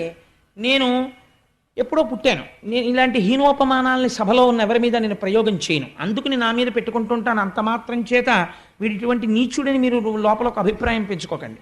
అది నేను ఎవరి మీద పెట్టడం నాకు ఇష్టం ఉండదు. ఈశ్వర స్వరూపమైన సభకి నమస్కారం అన్న తర్వాత నేను ఎప్పుడో పుట్టాను. పుట్టిన తరువాత నాకేం తెలియదు, నేను ఎక్కడో పడుకుని ఉండుంటాను బహుశా. కొంచెం పెద్దవాడిని అయ్యాను. నా మొదటి కోరిక ఏమి?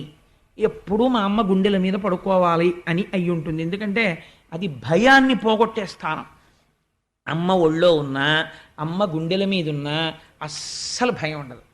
ఎంత గొప్పవాళ్ళు ఎత్తుకొనివ్వండి, అమ్మ లోపలికి ఎడుతుంటే అమ్మా అని చేతులు వేసేస్తాం, ఎందుకంటే అది భయరహిత స్థానము. కాబట్టి మొదటి కోరిక ఏమి? అమ్మతో ఉండుట. తర్వాత అమ్మ ఎవరిని చూపించింది? నాన్నగారిని చూపించింది. ఇప్పుడు ఏమిటి కోరిక? నాన్నగారి సైకిల్ ఎక్కడం, నాన్నగారితో వెళ్ళడం, నాన్నగారి కాళ్ళట్టుకోవడం, నాన్నగారితో ఆడుకోవడం, నాన్నగారు హార్మోనియం వాయిస్తూ పాట పాడుతుంటే పక్కన కూర్చుని వినడం, నాన్నగారు శంకర శతకంలో పద్యాలు రాసుకుంటుంటే పక్కన కూర్చుని చూస్తూ ఉండడం, నాన్నగారు ఆసువుగా శంకరుడి మీద పద్యాలు చెప్తుంటే విని పొంగిపోతూ ఉండడం. అది ఒకనాడు కోరిక. ఆ తరువాత ఏమైనది? ఏదో చదువుకోవాలని కోరిక. ఆ తర్వాత ఏమైంది? ఒక ఆవిడ్ని పెళ్లి చేసుకోవాలని కోరిక. తర్వాత ఏమైంది? ఓ 2 పిల్లలు పుడితే బాగుండు, అది ఓ కొడుకో కూతురు అయితే బాగుండు, పుట్టారు. ఆ తర్వాత ఏమైంది? వాళ్ళిద్దరూ బాగా యోగ్యులైతే బాగుండు. ఆ తర్వాత ఏమైంది? ఆ కొడుకు ఏదో ఇంజనీర్ అయితే బాగుండు, వాడు అవుతున్నాడు. ఆ తర్వాత ఏమవుతుంది? వాడికి ఒక మంచి కంపెనీలో ఉద్యోగం వస్తే బాగుండు, వస్తుంది. వాడికి నెలకి నేను గంట సేపు లెక్క పెట్టేంత డబ్బు జీతంగా వస్తే బాగుండు, వస్తుంది. నా కూతురుకు ఒక మంచి సంబంధం వస్తే బాగుండు, దాన్ని కడుపులో పెట్టుకునే అత్తారు వస్తే బాగుండు, వచ్చారు. పెళ్ళయింది, దాని కడుపున మంచి పిల్లలు పుట్టారు, వాడికి పిల్లలు పుట్టారు. అయితే నేనేం అవుతున్నాను? మీరు ఒక్కసారి ఆలోచించండి. ఈ కోర్కెల రూపంలో నా జీవిత కాలము వెళ్ళిపోతుంది కదా. ఈ కోర్కెలు కనపడుతున్నాయి. ఇప్పుడు వాట్ ఈజ్ యువర్ అచీవ్మెంట్ అని ఎవరైనా అడిగారు అనుకోండి, ఏమి సాధించారు మీరు? ఇలా చెయ్యేసుకు చెప్పండి నాకు అన్నారు అనుకోండి.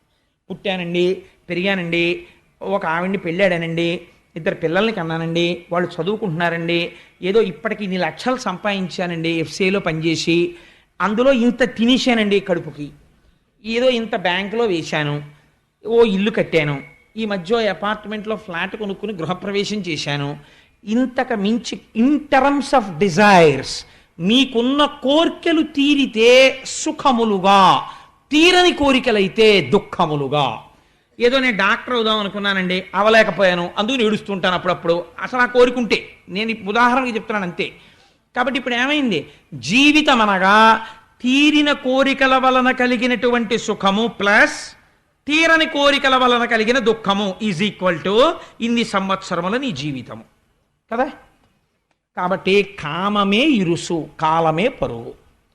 అయిపోయింది, పడిపోయింది శరీరం. ఏం చేశావు అని ఒకడు అడుగుతాడు. తర్వాత వాడికి జవాబుదారి. వాడు అడుగుతాడు, నీకు ఇచ్చా మనుష్య శరీరం, నీకేదో 80 సంవత్సరాలు ఆయుర్దాయం ఇచ్చా, రోజు పూజ గదిలో 8 నిమిషాలు కూర్చునేవాడివి, 8 నిమిషాల్లో 7 నిమిషాలు మళ్ళీ ఆఫీసులోనో ఫ్రెండ్స్ దగ్గర తిరిగేవాడివి మనస్సుతో, 1 నిమిషమే నా దగ్గర ఉండేవాడివి.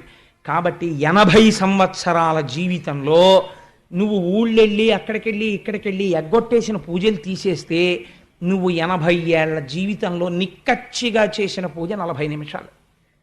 నీకు ఎందుకు ఇవ్వాలరా మళ్ళీ మనుష్య జన్మ అంటే ఏం చెప్పని జవాబు. కాబట్టి ఏమైంది అంటే కాలము కోర్కె రూపములో పోయినది. కాబట్టి ఆ నేమి ఇరుసు కామమే కంసుడు. ఇప్పుడు ఎలా వచ్చాడు? కంసుడిగా వచ్చాడు. ఇప్పుడు ఏం చేస్తాడు? అదే అలవాటు ఆయనకి. లోపల ఉన్నవాడెవరు? దేవకీ వసుదేవులు ఉన్నారు ఇక్కడ. ఎవరా దేవకీ వసుదేవులు? వసుహు కూర్చున్నాడు, దేవుడు ఇక్కడే ఉన్నాడు. నీవారస్సూకవత్తన్వి పీతాభాస్వత్యనూపమా.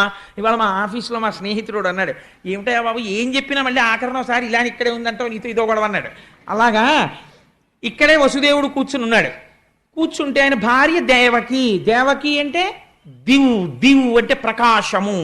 ఆ ప్రకాశము కాంతి కొడుతోంది అన్ని ఇంద్రియాలకి, జ్ఞానము అది తెలుసుకుంటోంది. ఇక్కడే ఉన్న ఆత్మ తెలుసుకోవడము ప్రకాశించడమే దేవకీ వసుదేవులు ఉన్నది. ఇది ఇది ఉంటే నడుపుతున్నవాణ్ణి నేనని వాడు నడుపుతున్నాడు. కోరిక నడుపుతోంది కంసుడు. మనస్సు కామముగా కోరికగా రథాన్ని తిప్పుతోంది. ఈ రథాన్ని, ఈ రథంలో ఉండి ఇది తెలుసుకోవట్లేదు. ఈ రథం కోరికల కోసం తిరుగుతోంది. తిరుగుతుంటే అశరీరవాణి చెప్పింది. ఎవరి అశరీరవాణి? వేదం చెప్పింది. ఏమని చెప్పింది వేదం? నువ్వు అష్టాంగ యోగంలో 8వ మెట్టుకు చేరిన సమాధి స్థితి యందు నీ స్వస్వరూపము నీకు భాషిస్తుంది. ఇక్కడ ఉన్న ఆత్మ నీకు దర్శనమవుతుంది. అప్పుడు నీ రూపం అది, నువ్వు ఆత్మ. ఇప్పుడు నీకు ఈ ఆత్మ తెలియగానే లంపటం అంతా ఎగిరిపోతుంది. ఈ కంసుడు ఉండడు. అందుకని 8వ గర్భానికి కంసుడు చచ్చిపోతాడని చెప్పింది. వాడు ఉలిక్కి పడ్డాడు. ఈశ్వరుడు మరుగవాలి, తాను ఉండాలనుకుంటాడు. భగవంతుడి వైపుకి నడవనివ్వదు కోరిక. కాబట్టి ఏం చేస్తాడు? శివరాత్రి నాడు ఉదయం 8 అయ్యేటప్పటికి ఇక్కడ చక్కగా గోపూజ చేసుకుని, లోపల మనం అందరం అభిషేకం చేసుకుని, కుంకుమార్చన చేసుకుని, 12 గంటలకి ఇక్కడే పలహారం చేసి ఇంటికి వెళ్ళిపోయి మళ్ళీ సాయంకాలం 6ంటికి వచ్చి 12 వరకు పూజ చేసుకుందామండి అన్నాం అనుకోండి. అబ్బాయి ఎందుకండి బాబు, ఏదో శివరాత్రి ఆదివారం నాడు కలిసి వచ్చింది, ఇంట్లో శివ అనుకుంటే చాలదు ఏంటండి అంటాడు. మిగిలిన టైం ఏం చేస్తావు? టీవీ చూడాలి. అందుకు ఇదంతా 3 మాటలు శివ దేనికోసం అంటే మిగిలింది టీవీ చూడడం కోసం. కాబట్టి ఏమైంది? కంసుడు నడుపుతూ ఉంటాడు. దేవకీ వసుదేవుల్ని గుప్తం చేస్తాడు. వాళ్ళు ఉండడం ఇష్టం ఉండదు, చంపేస్తానంటుంటాడు. ఈ రహస్యం తెలియకూడదు, తెలియనివ్వకో, చంపేస్తాను 8వ గర్భం. నువ్వు అష్టాంగ సిద్ధి సమాధి స్థితి వైపుకి నడవడానికి వీల్లేదు, భగ్నం చేస్తాడు ధ్యానాన్ని. అందుకుని చంపుతానంటుంటాడు. ఇదే అశరీరావాణి పలకడం, కంసుని రథాన్ని నడపడం అంటే. కాబట్టి ఇప్పుడు ఏమైంది? అయితే అటువైపుకి వెళ్ళేవాడు వెళ్లకుండా మాంతాడా? ఎన్ని చట్టాలు బిగించినా వెళ్ళిపోతాడు. కాబట్టి ఏమైంది? దేవకీదేవిని కారాగారమునందు ఉంచాడు. ఇప్పుడు బాహ్యంలోనికి రండి. కృష్ణ పరమాత్మ లోపల పెరుగుతున్నారు. దేవకీదేవి ఖైదులో ఉంది. ఈ ఖైదులో ఉన్నటువంటి దేవకీదేవి గర్భంలో కృష్ణుడు ఉన్నాడు. ఇప్పుడు ఈ గర్భంలోకి ఎవరొచ్చి నిలబడ్డారో తెలుసా అండి? 33 కోట్ల మంది దేవతలు చతుర్ముఖ బ్రహ్మగారితో వచ్చారు. వచ్చి దేవకీదేవి కడుపులోకి వెళ్ళి నించున్నారు. ఇది గర్భశుద్ధి అంటే. ఏమి గర్భమా గర్భం, ఏమి అదృష్టమా తల్లిది. ఈ అదృష్టం ఎందుకు పొందిందో ఎదరవిందురు గాని. కాబట్టి ఇప్పుడు ఏం చేశారు? వాళ్ళందరూ స్తోత్రం చేస్తున్నారు. ఈశ్వర నీవు సత్యము, మొదటి మాట చెప్పారు. సత్యం అంటే మారనిది, ఎప్పుడూ ఉండునది. మరి ఇవాళ నువ్వు కడుపులోకి ఎందుకు వెళ్ళావు? ఇది నీ లీల. నువ్వు కోరుకుంటే అలా కనపడుతుంటావు, ఓ తల్లి కడుపున పుట్టినట్టుంటావు. కానీ యథార్థమునకు మార్పు లేని వాడివి, మార్పు ఉన్నవాడిగా కనపడుతున్నావు. మాకో మార్పులున్నాయి చేసిన కర్మ వల్ల. నీవు మార్పు లేని వాడివి, సత్యమైన వాడివి. మేము నిత్యులము కావాలంటే ఎప్పుడూ ఉండని వాళ్ళమని మాకు భయం. అమ్మో ఉంటామా ఊడిపోతామా, ఉంటామా ఊడిపోతామా అంటుంటాడు అస్తమానమును. అందుకని ఏమిటి భయం? ఉండమని కాదు, ఈ ఆత్మ నేను ఎక్కడికెడతాను, ఎప్పుడూ ఉంటాను అని స్థితి రావాలంటే, స్వస్వరూపము భాషించాలంటే నీ అనుగ్రహం ఉండాలి. అలా రాకుండా నువ్వేం చేసావో తెలుసా? ఓ పెద్ద చెట్టు పాతావు. ఆ చెట్టు ఏమిటో తెలుసా? సంసార వృక్షము. ఈ సంసార వృక్షమునకు నీవే ఆలంబనము. నీవు ఉండబట్టి ఈ సంసార వృక్షం ఉంది, నువ్వు లేకపోతే వృక్షం ఎక్కడుంది? దీనికి 2 ఫలములు, సుఖము దుఃఖము. దీనికి 3 రసములు, సత్వ రజస్తమో గుణములు. 4 వేర్లు, ధర్మార్థ కామ మోక్షములు. దీనికి 5 రకములైనటువంటి విధానములు, శబ్ద స్పర్శ రస రూప గంధములు. దీనికి 6 ఊడలు. ఆ 6 ఊడలే కామ క్రోధ లోభ మద మోహ మాత్సర్యములు. 7 రకములైన పొరలు, చర్మము, రక్తము, మాంసము, కొవ్వు, అస్థి, శుక్ల, మేధ. దీనికి 8 కొమ్మలు ఈ చెట్టుకి. ఇవే 2 చేతులు, 2 కాళ్ళు, 4, 5 నోరు, 6 కంఠము, 7 హృదయము, 8 ఉదరము. ఈ 8 కలిపి 8 కొమ్మలు. ఈ చెట్టుకి 9 తొర్రలు, 2 కళ్ళు, 2 ముక్కులు, 2 చెవులు, 6 నోరు, 7 మలద్వారం, 8 మూత్రద్వారము, 9 తొర్రలున్న చెట్టు. నీ ఆజ్ఞ అయ్యే వరకు ఇందులో 10 వాయువులు, ప్రాణ అపాన వ్యాన ఉదాన సమాన నాగ కూర్మ కృకర ధనంజయ దేవదత్తములు. ఈశ్వర, ఇది నువ్వు సృష్టించిన చెట్టు. దీని యందు లంపటమునందు పడున్నారు ప్రపంచంలో ఉన్న మనుష్యులందరూ. దీని మీద 2 పిట్టలున్నాయి. ఒక పిట్ట ఎప్పుడూ ఏమీ తినకుండా సంతోషంగా ఉంటుంది, ఓ పిట్ట ఎప్పుడూ తిని ఏడుస్తుంటుంది. ఏమిటా పిట్ట అంటే, ఒకటి ఆత్మ. ఆత్మయే జీవుడన్నవాడే ఆత్మ. కానీ అందులోంచి ప్రతిబింబంలా బయటికి వచ్చి నేను జీవుడనని తిని ఏడుస్తుంటాడు, తినక సంతోషంగా ఉంటాడు పరమాత్మ. ఆయన ఎప్పుడూ ఆనందమే. ఆ పరమాత్మ సాక్షిగా ఉంటాడు, తెలుసుకుంటూ ఉంటాడు. ఇది అసలు స్వరూపం. నీవు అనేక శరీరములను తీసుకున్నావు. ఏ శరీరము తీసుకుని నువ్వొచ్చినది మాత్రము లోకమును రక్షించడానికే వచ్చావు. అటువంటి మహానుభావుడివి నువ్వు అని వాళ్ళు అన్నారు. ఒక చిత్రమైనటువంటి మాట అన్నారు.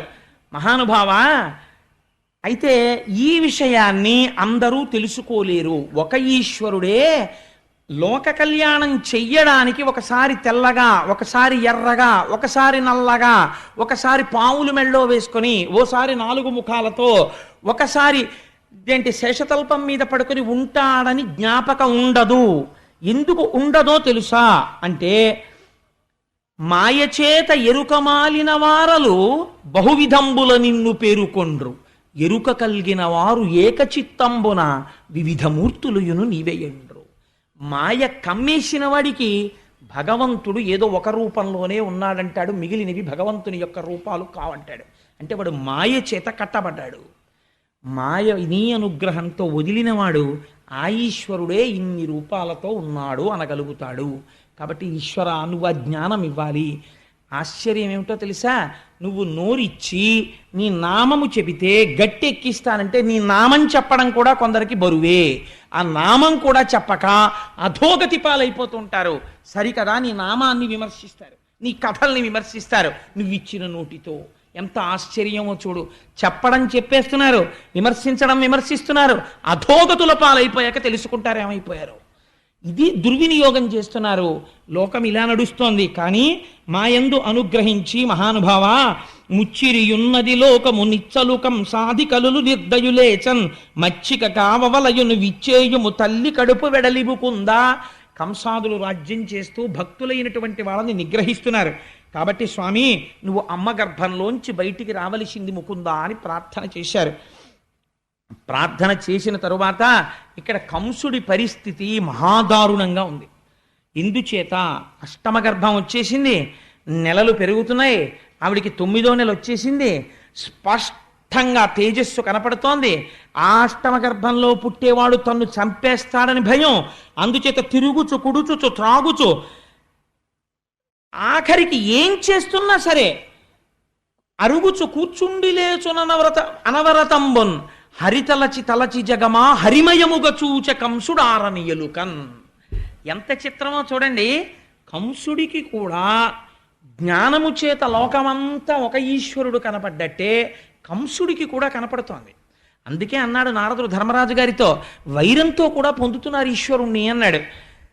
తిరుగుచు కుడుచుచు వ్రాలుచు అరుగుచు కూర్చుండి లేచు అనవరతంబున్ హరితలచి తలచి జగమా హరిమయముగ చూచ కంసుడు ఆరనియలుకన్.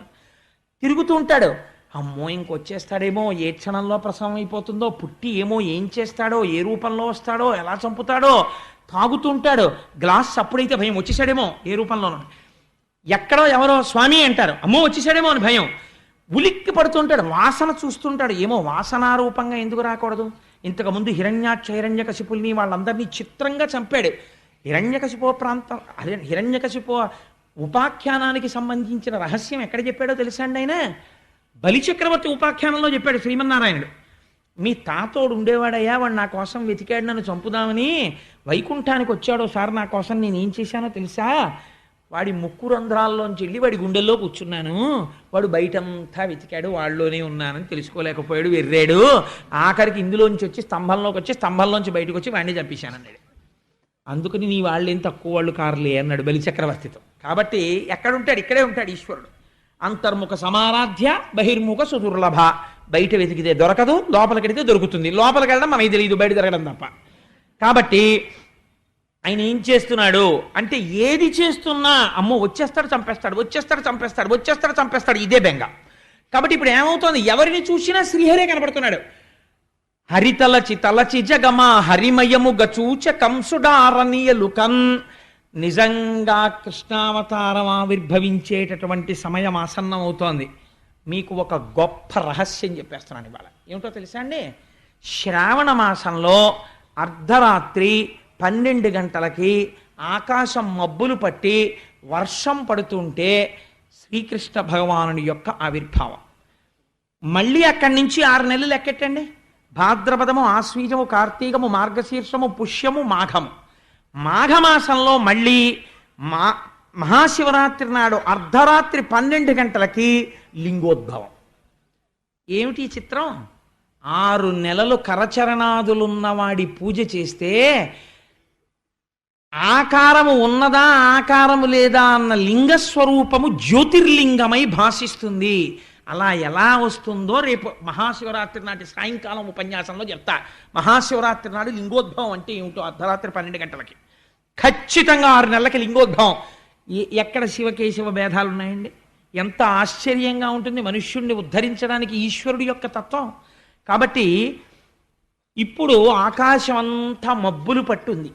ఈయన ఏ నిమిషానికి ఆ నిమిషమే భయం. ఒకరోజు అనుకున్నట్ట ఇంకా సుఖం లేదు, చంపేస్తాను, అసలు గొడవ వదిలిపోతుంది, నేను ఈ టెన్షన్ పడలేకపోతున్నాను, వీడు ఎప్పుడు పుట్టేస్తాడో, చంపేస్తాను దేవకీదేవిని అనుకున్నాడు. వెళ్ళాడు. లోపల ఉన్నవాడు ఎవరండి? మహామాయా మానుష రూపుడు. ఆ చెల్లెల్ని చూస్తే జాలేసిందిట. ఇంత పరాక్రమవంతుడిని, ఆడపిల్లని చంపనా, గర్భిణిని, ఇంకెందుకు, ఎలాగో పుడతాడు కదా, పుట్టిన తర్వాత చంపేస్తాను అని వెనక్కి వచ్చేసాడు. వెనక్కి వచ్చాడు కానీ నిద్ర పట్టట్లేదు. ఆ రోజే నిద్ర పట్టింది వాడి కర్మ. గాఢ నిద్రలో ఉన్నాడు. భటుల్ని పెట్టాడు, తలుపులు దగ్గరకేశాడు, వాటికి ఇనప గొలుసులేశాడు, వాటిలో మేకులు దింపాడు, తాళాలు వేశాడు, చెవులు బొడ్డులో పెట్టుకున్నాడు. బిడ్డడు ఏడ్చిన తర్వాత ఒక హుకుం జారీ చేశాడు. వేసిన తాళాలకి సీల్స్ వేస్తుంటాం ఇప్పుడు, అలా రాజముద్రలు సరిగ్గా ఉన్నాయో లేచొచ్చి చెప్పమని చెప్పాడు తాళాలకి. ఇంకా దారుణం ఏమిటో తెలుసా అండి? వసుదేవుడు ఏమైనా చేస్తాడేమో అని అనుమానంతో వసుదేవుడి కాళ్ళకి చేతులకి ఇనప సంకెళ్ళేశాడు, వేసి కూర్చోపెట్టాడు ఆ కారాగారంలో. ఎంత దారుణం అంటే, ఆనాడు దేవకీ ప్రసవ సమయమునందు సహాయం చేసిన వారు లేరు, అంత బాధపడింది ఆ తల్లి. అటువంటి స్థితిలో అర్ధరాత్రి 12 గంటల వేళ జలధరదేహునాజాను చతుర్బాహు సరసీరుహక్షు విశాలవక్షు జారు గదా శంఖచక్ర పద్మ విలాసు కంఠ కౌస్తుభమణి కంతిభాను కమనీయ కటిసూత్ర కంకణ కేయూర శ్రీవత్సలాంచనంచిత విహారు మరుకుండల ప్రభాయుత కుంతలలలాటు వైఢూర్య మణిగణవర కిరీటు బాలు పూర్ణేందు రుచిజాలు భక్త లోకపాలు సుగుణాలవాలు కృపావిశాలు చూచి తిలకించి పులకించి చొజ్జమంది ఉబ్బి చెలరేగి వసుదేవుడు ఉత్సహించే. మహానుభావుడు శ్రీమన్నారాయణుడు ఆవిర్భవించాడు పసిపిల్లవాడి రూపంలో. ఒక్కసారి ధ్యానం చేసి నమస్కరించుకోండి. గోపాలకృష్ణ గారికి అంత సంతోషం.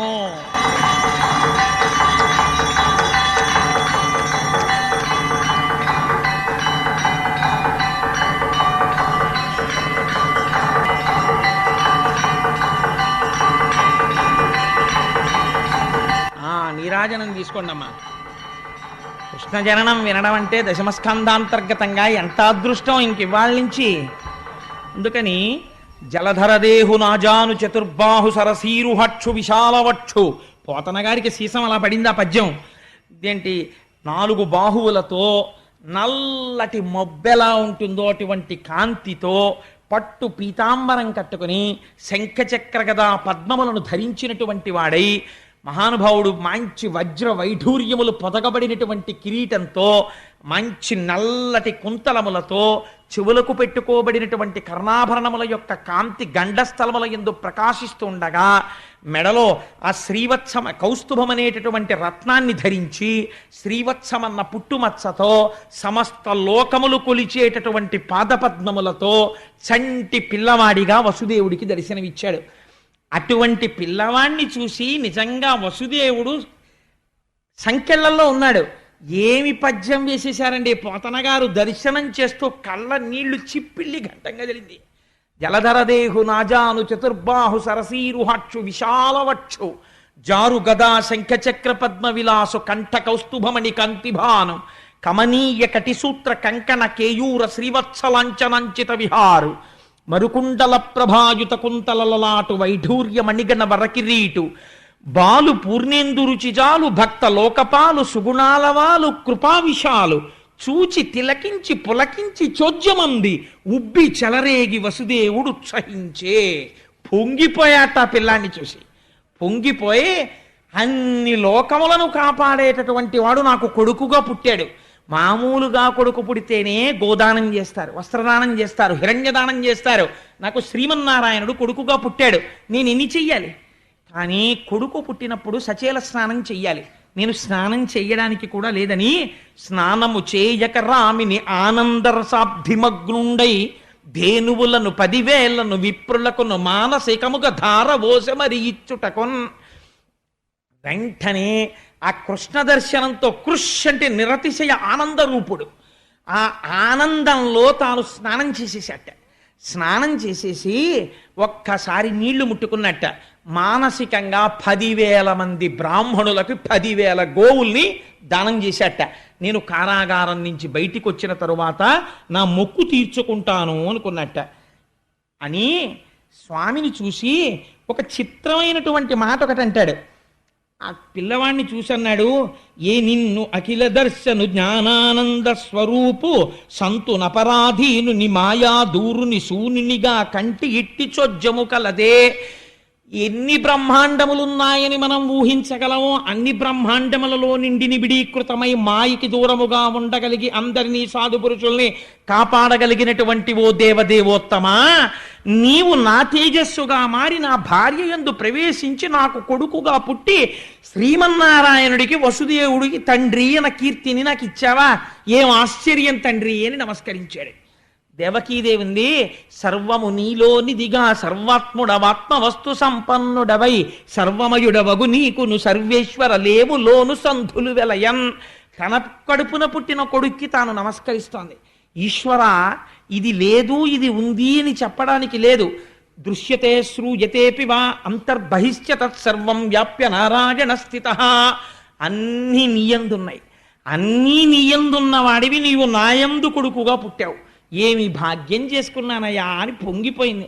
స్వామి, నన్ను కారాగారంలో పెట్టాడు నా సోదరుడు, నీకేం అపాయం వస్తుందో అని బెంగ పెట్టుకుంటున్నాను అంది. ఎంత దేవకీ వసుదేవుల వంక చూసి నవ్వుతూ, దేవకీ వసుదేవులారా మీరు భయపడకండి, అసలు నేను ఇలా ఎందుకు జన్మించానో రహస్యం చెప్తాను వినండి. స్వయంభవమనువు యొక్క మన్వంతరంలో మీరిద్దరూ కూడా ఒక ప్రజాపతి భార్య. నీ పేరు సుతపుడు, ఆమె పేరు పృష్ణి.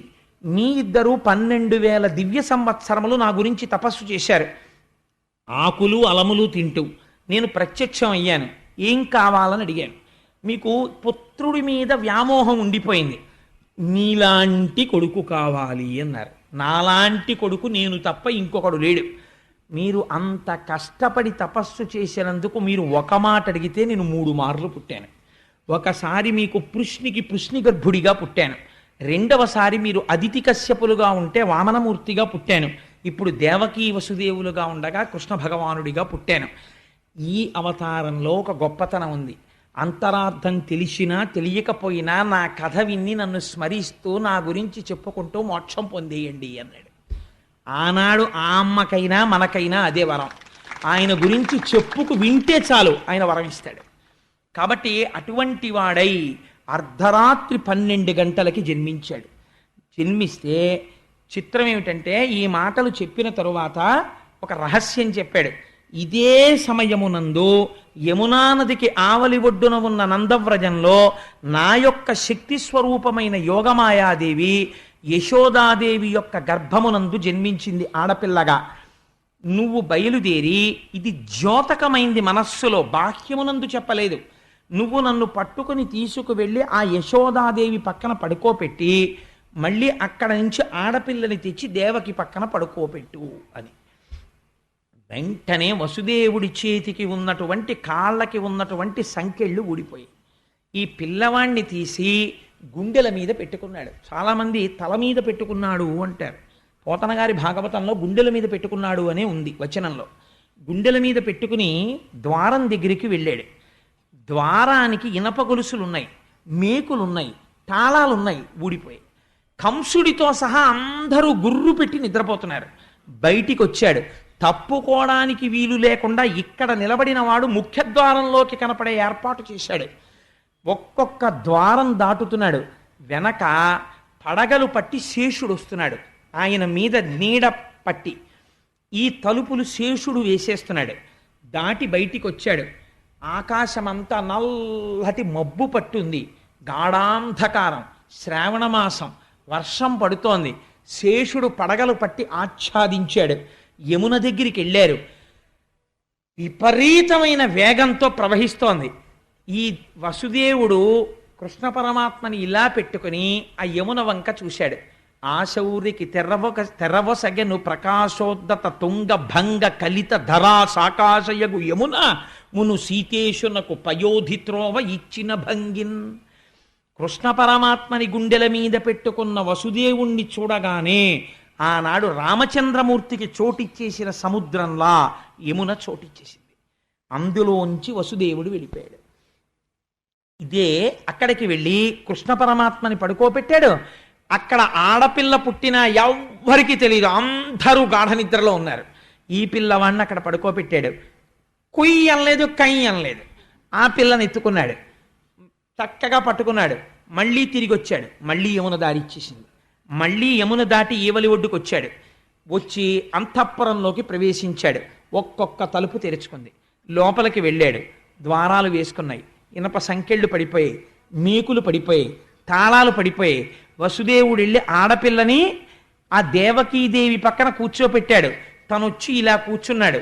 ఇన్ని మూసుకున్నాయి, సంకెళ్ళు మాత్రం తగులుకోలేదు, అలాగే ఉండిపోయాయి. అన్ని మూసుకున్నాయి, సంకెళ్ళు తగులుకోకుండా అలాగే ఉన్నాయి. ఇప్పుడు వసుదేవుడు చూశాడు. ఒక నవ్వు నవ్వి, పదముల సంఖ్యలని డుకొని మదితలచు సూరసుతుడు ముందరివోలెన్ గుదురుకల రీతి దేహము కదలించుచు నూరకుండె గురువరతంబున్. ఉపనిషత్ రహస్యం చెప్పేశారు. ఇక్కడ ఏమైంది అంటే, కృష్ణ పరమాత్మని ఇక్కడ ధరించాడు అంటే లోపల ఉన్న ఆత్మస్వరూపాన్ని తెలుసుకున్నాడు ఇప్పుడు వసుదేవుడు. తెలుసుకోగానే భిజ్యతే హృదయ గ్రంథి చింద్యంతే సర్వసంశయా క్షీయంతే చాస్య కర్మాణి తస్మిన్ దృష్టే పరావరే. ఆ హృదయ గ్రంథి విడిపోయింది, ఆ గొలుసులు ఊడిపోయాయి, ఇప్పటి వరకు ఉన్న కర్మబంధములు తెగిపోయాయి, సంశయాలు తొలగిపోయాయి. బయటికి ఎడుతుంటే అవివేకమన్న మబ్బులు, అజ్ఞానమన్న చీకటి పట్టి ఉంది. ఆధ్యాత్మిక ఆదిభౌతిక ఆదిదైవికములనేటటువంటి వర్షములు పడుతున్నాయి.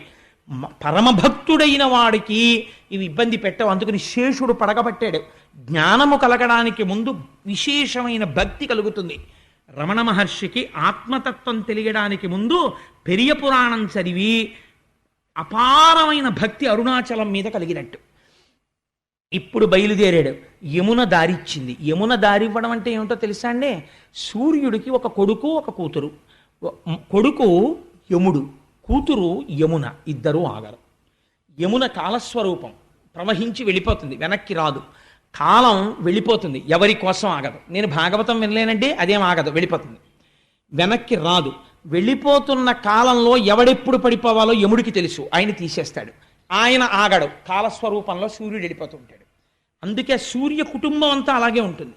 ఇట్లాంటి యమధర్మరాజు కాలము దారిచ్చాయి. అంటే కాలమునకు వశుడు కాడు, అంటే మృత్యువు లేదు. అందుకే రమణ మహర్షి దగ్గరికి వెళ్ళి, భగవాన్ మీరు చచ్చిపోతారని మాకు భయంగా ఉంది అంటే ఆయన నవ్వి, నాకు చావెక్కడుంది, నేను ఎప్పుడూ ఉండేవాణ్ణి, మీరు వెళ్ళిపోతారేమో అనేవారు. మీరు వెళ్ళిపోతారేమో అంటే నేను వెళ్ళడానికి చోటు ఎక్కడుంది, నేను అంతటా పరివ్యాప్తము చెందిన ఆత్మస్వరూపుడను అనేవారు ఆయన. ఈ ఆత్మస్థితి పొందిన వాడికి శరీరము పడిపోవడం గురించి బెంగ ఉండదు. ఇది పంచభూతాలు వెళ్ళిపోతాయి, ఆత్మ ఇలాగే ఉంటుంది నమ్మారు.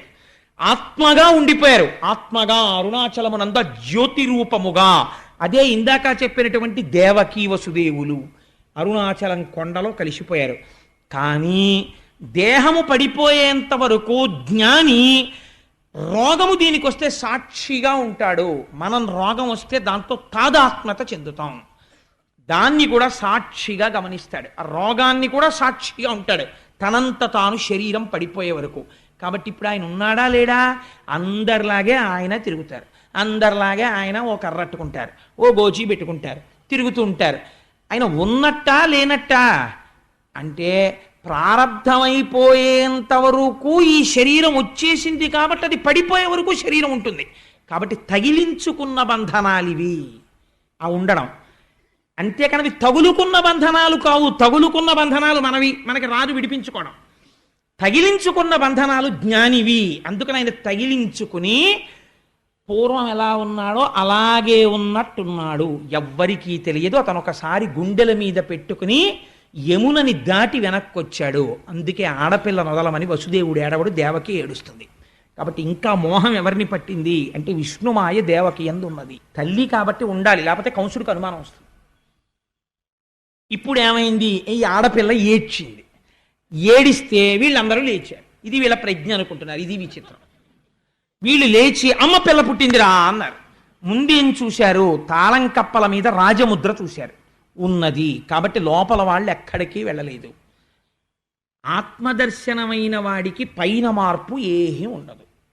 రమణ మహర్షికి ఆత్మదర్శనం అయిపోయిన తర్వాత నల్లటైన తెల్లగా అయిపోవడమో, తెల్లటైన ఆకుపచ్చగా అయిపోవడమో అలా ఏముండదు. అప్పుడు ఇప్పుడు ఒకలాగే ఉంటారు, కానీ లోపల మాత్రమే తెలుస్తుంది వారికి. కాబట్టి బయట నుంచి చూసేవాడికి ఏమైనా తెలుస్తుందా? అనుమానమే మిగులుతుంది అంతే. ఆత్మదర్శనం అయిందా అండి నిజంగానో అని అనుమానం. కాబట్టి ఏమవుతుంది అంటే ఆ మహానుభావుడు అలా కూర్చుని ఉన్నాడు. వీళ్ళు ఏడుపు విని పరిగెత్తుకుంటూ కంసుడికి వెళ్ళి చెప్పారు. చెప్పగానే వాడు నిద్రపోతున్నవాడు జుట్టు విరబోసుకుని పరిగెత్తుకొచ్చాడు. వచ్చి తాళాలు తీశాడు. తీస్తే పాపం పిచ్చి తల్లి కదా దేవకీదేవి, ఈ ఆడపిల్ల ఏడుస్తుంటే ఆవిడ్ని విష్ణుమాయ కప్పేసింది. ఈ ఆడపిల్ల తన పిల్లే తనే రక్షించుకోవాలనుకుంటోంది. అనుకుని అన్నగారికి కనపడకుండా పమిటలో పెట్టేసుకుంది. ఆ పిల్లని పెట్టేసుకుని గుండెలకి దగ్గరగా హత్తేసుకుని అసలు ఆడపిల్లో మగపిల్లవాడో తెలియకుండా దగ్గరికి పెట్టేసుకుని కాళ్ళు పైకెత్తేసి ఏడుస్తోంది. ఏమని అంటే అది పోతన గారికే చెల్లింది ఆ దర్శనం. అన్న శమింపు మన్న తగదల్లుడు కాడిది మేన కోడలవు మన్నన చేయు మన్న విను మానిని చంపుట రాచపాడి కాదన్న సుకీర్తివై మన గదన్న మహాత్ములు పోవు త్రోవ పోవన్న భవత్ సహోదరి కదన్న నిను శరణంబు వేడదన్. 1కి 10 మాటలు అన్నయ అన్నయ అన్నయ అన్నయ అంటుంది, వాడి మనసు కరుగుతుందని. అన్న శమింపు మన్న తగదల్లుడి కాడిది మేన కోడలవు. అన్నయ్య ఇది ఏంటి మేనల్లుడు కాడన్నయ్యా, చంపేయడానికి మేనకోడలన్నయ్యా, నన్ను నమ్మన్నయ్యా. 7గురిని చంపేశావన్నయ్యా, ఇప్పుడు 6గురిని చంపేశావు, 7వది గర్భస్రావం అయిపోయింది. ఇది ఆడపిల్ల, ఇంటికి ఆడబడుచు, నీకు కోడలు, నువ్వు మన్నన చెయ్యాలన్నయ్యా. మహాత్ములు పోవు త్రోవ పోవన్న పసిపిల్ల ఆడదాన్ని చంపాడన్న అపఖ్యాతి నువ్వు కట్టుకోకన్నయ్యా, విడిచిపెట్టన్నయ్యా, ఈ పిల్లనైనా బతకని అన్నయ్యా అని చెప్పి పాపం ఏడుస్తోంది.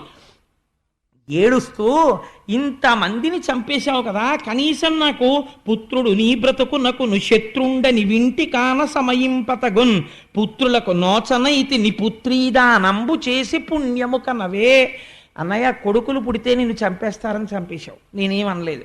ఇది ఆడపిల్ల, నేను నా కూతురు దక్కిందని నేను అనుకోను. మా అన్నయ్య నాకు పుత్రిక దానం చేశాడని చెప్పుకు బతుకుతానన్నయ్య, వదిలేయన్నయ్య, ఆడపిల్లను వదిలేయన్నయ్య అని ఏడుస్తోంది. కళ్ళకి కట్టించి క్యాన్వాస్ మీద గీశారండి అక్షరాలతో పోతన గారు.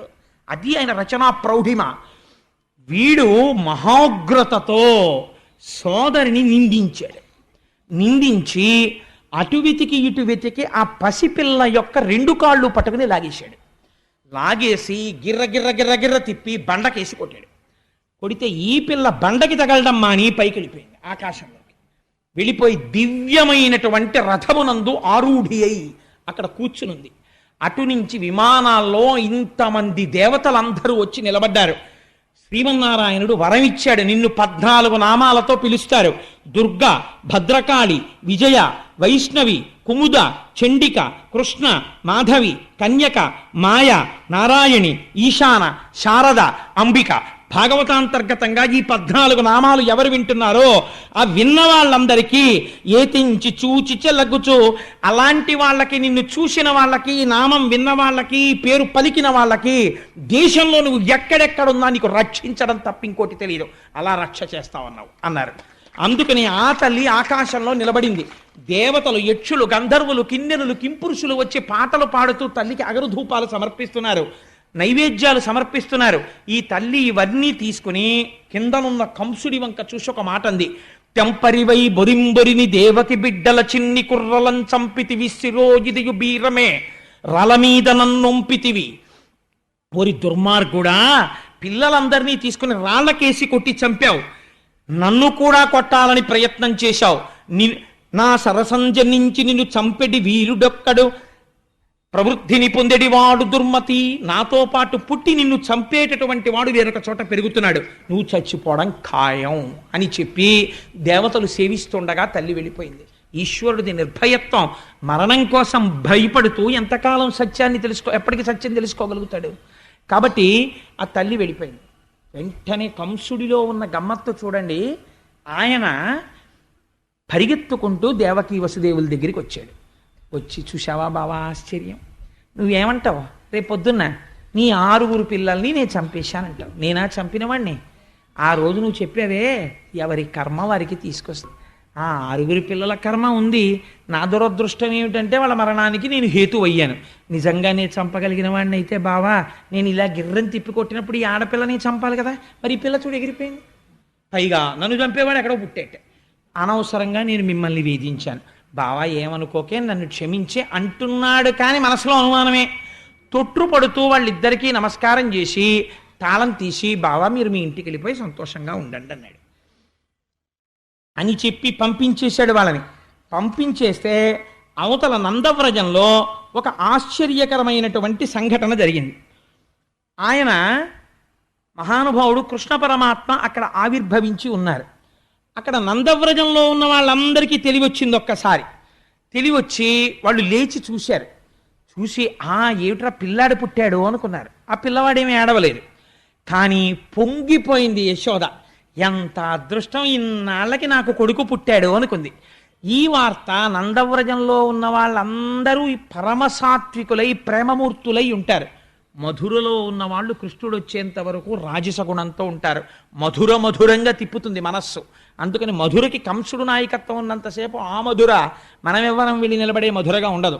నందవ్రజం భగవద్భక్తులతో నిండి ఉంటుంది, గోవులతోటిని. అందుకని అక్కడ ఉన్న వాళ్ళకి అమాయకత్వం ఏమీ తెలియదు. వాళ్ళు పొంగిపోయారు. ఏమని, ఏమి నోమ ఫలమో ఇంత ప్రొద్దొక వార్త వింటిమ బలలా రవీనులరా, మన యశోద చిన్ని మగవాని కననట చూచివత్తమమ్మ సుధతులారా, చక్కనివాడు చిక్కినాడు నల్లనివాడు దక్కినాడు, ఏ పూర్వ పుణ్యమో ఏ నోము ఫలమో అంటారు వాళ్ళు. ఈ గోపకాంతలకి సంతోషం. ఇన్నాళ్ళకి మళ్ళీ మనం విన్నాం, ఎప్పటి నుంచో కొడుకుల్లేరని బెంగ పెట్టుకుంది యశోద. ఇన్నాళ్ళకి కొడుకు పుట్టాడు. ఎటువంటి కొడుకు? ఏమి నోమ ఫలము ఇంత ప్రొద్దొక వార్త వింటిమ బలలా రవీనులరా, మన యశోద చిన్న మగవానికి నిన్నట.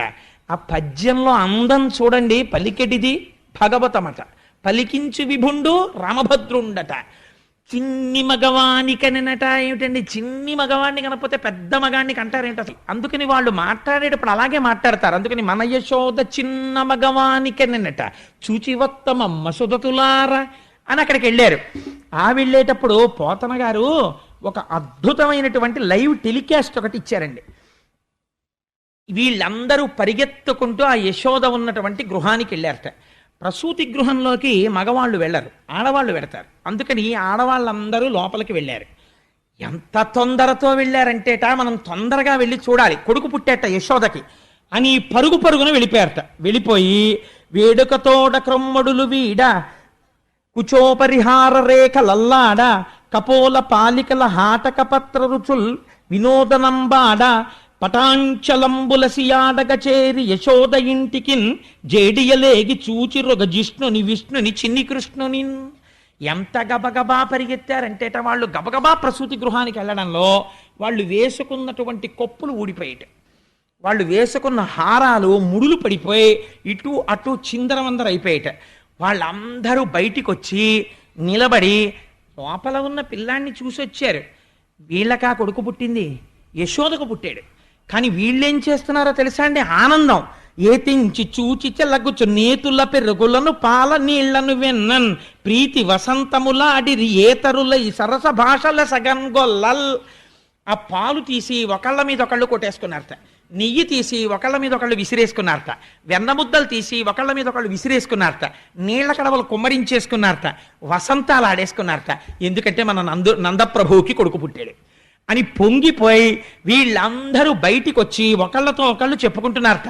భయ్యంత బాగున్నాడే పిల్లాడు, యశోద పక్కన పడుకున్నప్పుడు చూశాను నేను, బుజ్జి బుజ్జి పాదాలు, ఇంతంత పాదాలు, నల్ల మేఘం ఎలా ఉంటుందో అలాంటి రూపంతో ఉన్నాడు, అరికాళ్ళు ఎర్రగా ఉన్నాయి, పువ్వులు పొట్లం కట్టినట్టుగా ఉన్నాయి, ఇంటింటి వేళ్ళు చిన్ని చిన్ని వేళ్ళు, ఆ చిన్ని వేళ్ళు ఇలా ముట్టుకుంటూ ఉంటే ఆ బొట్టన వేళ్ళు, దాని మీద మళ్ళీ ఇంత తెల్ల తెల్లటి గోళ్ళు, పక్కన ఇంత చిన్న పిక్క, ఓ ఇంత కాలు, ఆ కాలు ముట్టుకుంటే మెత్తగా ముసలి వాళ్ళ మోకాళ్ళలాగా ముడతలు పడి మోకాళ్ళు, ఇంతంత తొడలు, వాటి మీద ఇలా మూడేమో గీతలు, ఆ తొడ ఇలా అంటే మెత్తటి తొడ, సన్నటి నడుము, బుజ్జి బొజ్జ, మనం పెట్టుకున్న వెన్న ముద్దలా ఇలా ముట్టుకుంటుంటే ఎంత మెత్తగా ఉంది ఆ బొజ్జ. యశోద పాలు తాగి బుజ్జి ఇంటి చిన్ని నాభి, ఆ నాభిలోంచి అమ్మ కడుపులో ఉండగా అన్నమంతా తిన్నాడు.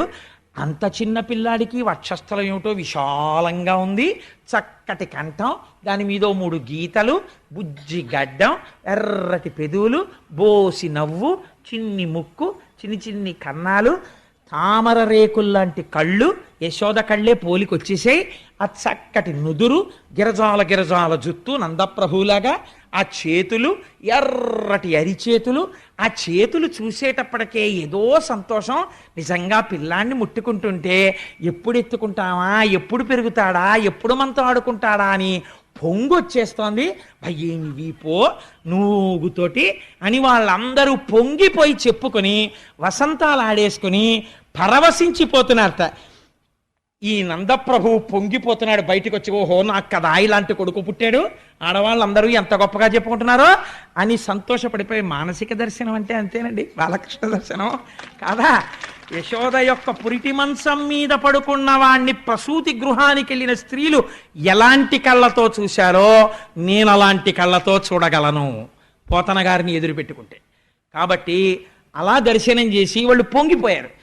పొంగిపోతే నందుడు బ్రాహ్మణుల్ని పిలిపించాడు, గోవులు దానం ఇచ్చాడు, గొప్ప గొప్ప మేలిమి వస్త్రాలు దానం ఇచ్చాడు. ఈ పిల్లవాడి జాతకర్మ ఒక్కసారి జాతకం చూడండి ఎలా ఉంటాడు అన్నాడు.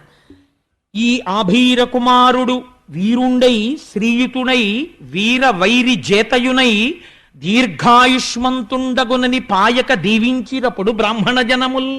ఆ పిల్లవాడి జాతకం చూసి ఆ ఏం పిల్లాడయా నందుడా అని కడుపు నిండిపోయిందయా, నిజంగా లేక లేక పుట్టినందుకు ఈ పిల్లవాడు ఈ ఆభీర కుమారుడు శ్రీయుతుడై, అసలు లక్ష్మి వీడిదేనయ్యా, అంత ఐశ్వర్యం అనుకో.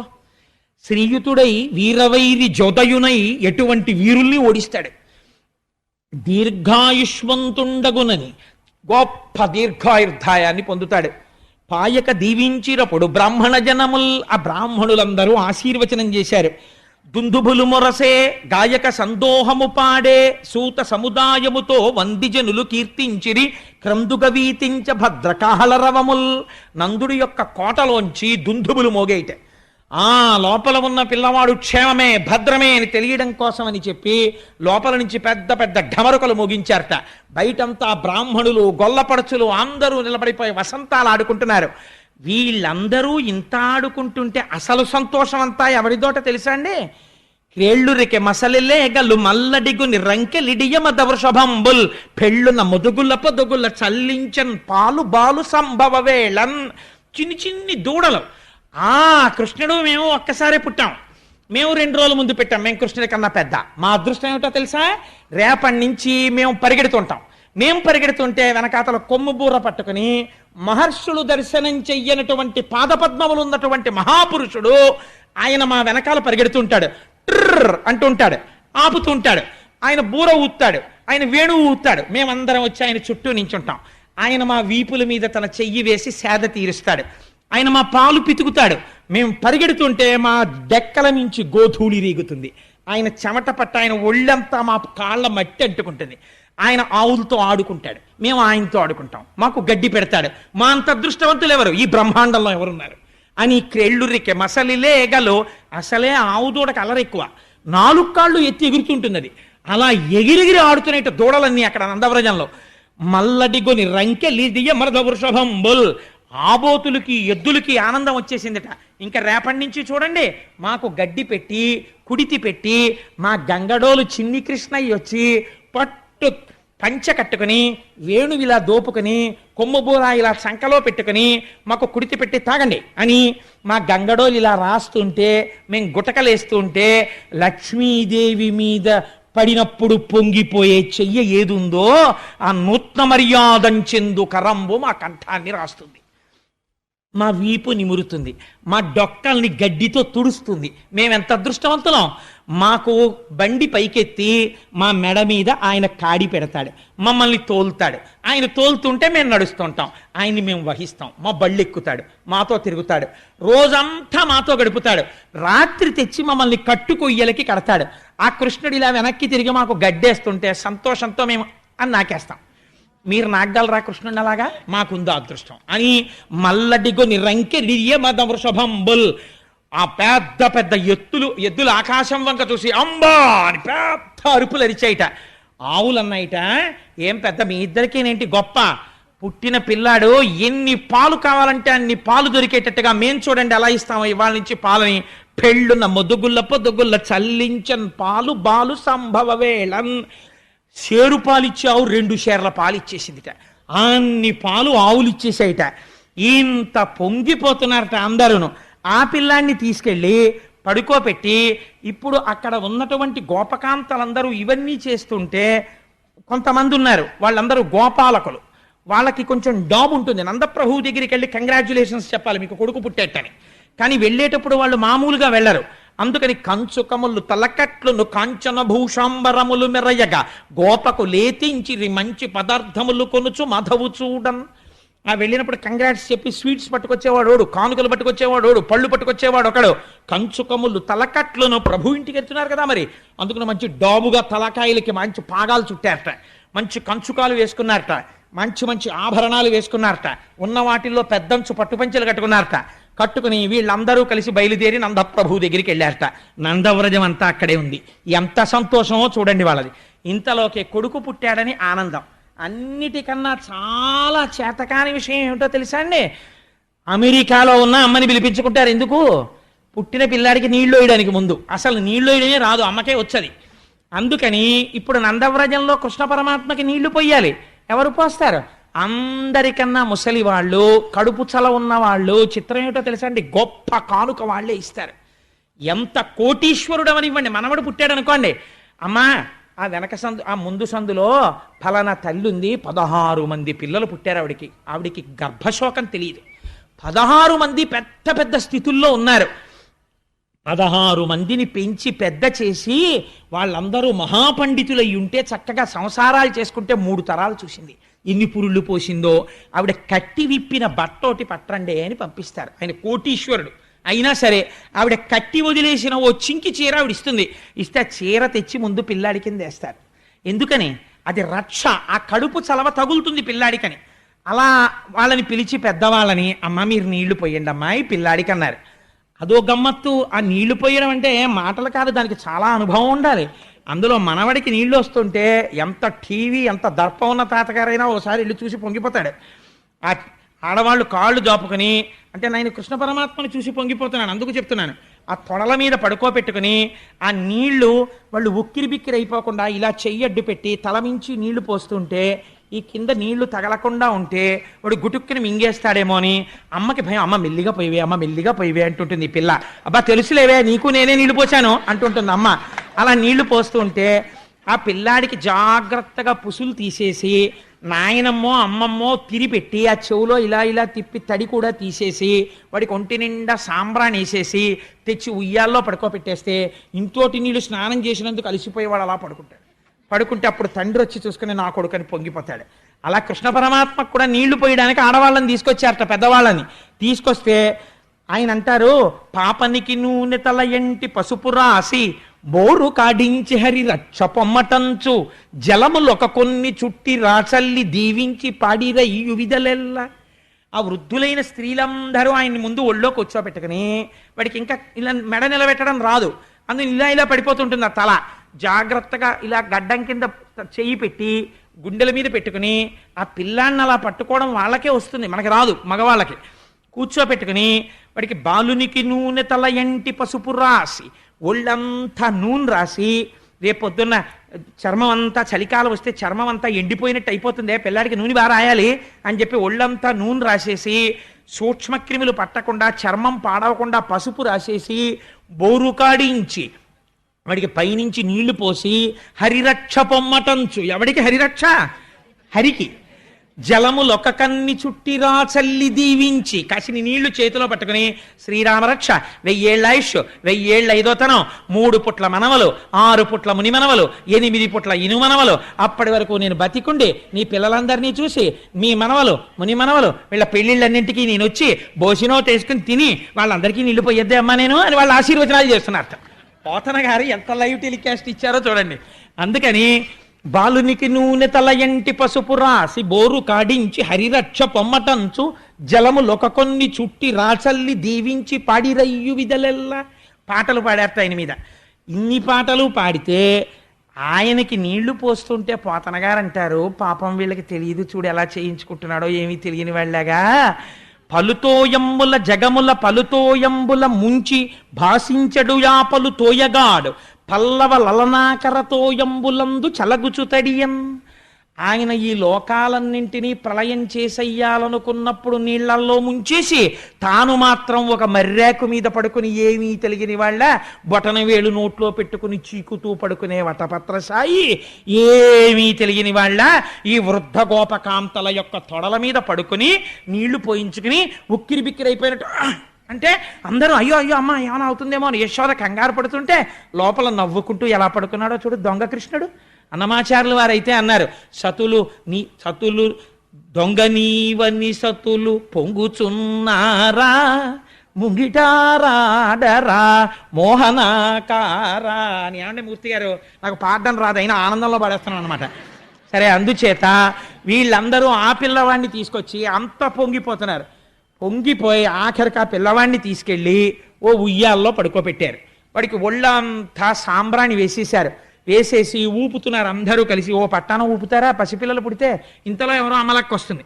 వాడికి నిద్ర పట్టే వాళ్ళకి ఇలా తీసి ఆ వాళ్ళ నాన్న పోలికేనే ఆ గిరజాల జుత్తు వాడను అంటుంది.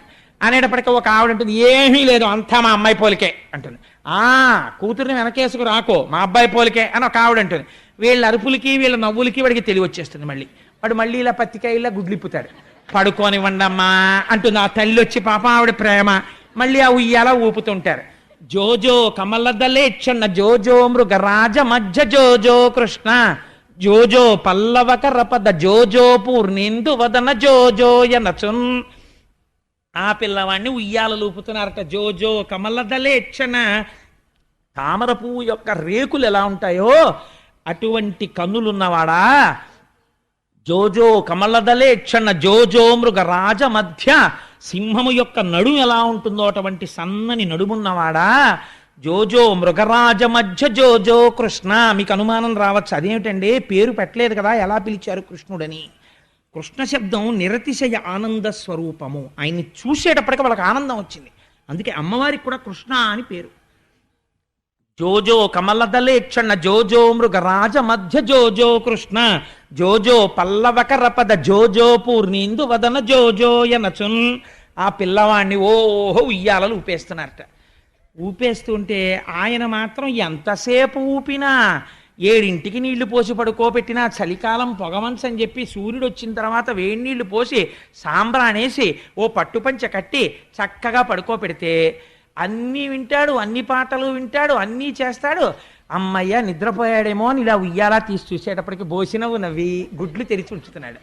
ఏట్రా ఈ పిల్లాడు నిద్రపోడేమిట్రా అని తల్లిదండ్రులకు అదో పెద్ద బెంగ. మీరు యూజువల్గా ఒక కంప్లైంట్ వింటుంటారు, మా అమ్మాయి కొద్దిగా పాడైపోయిందండి, వాడు ఏమిటో రాత్రిళ్ళు లేచి ఆడుకుంటాడండి అంటారు తల్లి. ఎంత చిత్రంగా ఉంటాయో ఆ కంప్లైంట్లు పిల్లల గురించి. వాడు రాత్రిళ్ళు ఆడడం ఓ పెద్ద కంప్లైంట్. ఎందుకంటే వాడు ఆడుతాడు, వీళ్ళు నిద్రపోయారనుకోండి వాడు స్విచ్ బోర్డులో వేలెడతాడు. అందుకని వాడిని అలా కాపలా కాయాల్సిందే. అంత నిజంగా తల్లి ప్రేమ లేకపోతే ఎక్కడ పెరుగుతారండి పిల్లలు? నిద్ర కూడా మానేసి ఆ పిల్లల్ని కాపాడుకుని ఈయన ఎక్కడ లేచి అరుస్తాడో, రేపు మళ్ళీ ఆఫీస్కి వెళ్ళాలి, ఏమిటో వాడి అల్లరి, నువ్వు బాగానే ఉంది నీ ఆటలో నిద్రపుచ్చట్టాడు. నిద్రపుచ్చంటే ఇప్పుడు చేతిలో ఉందా?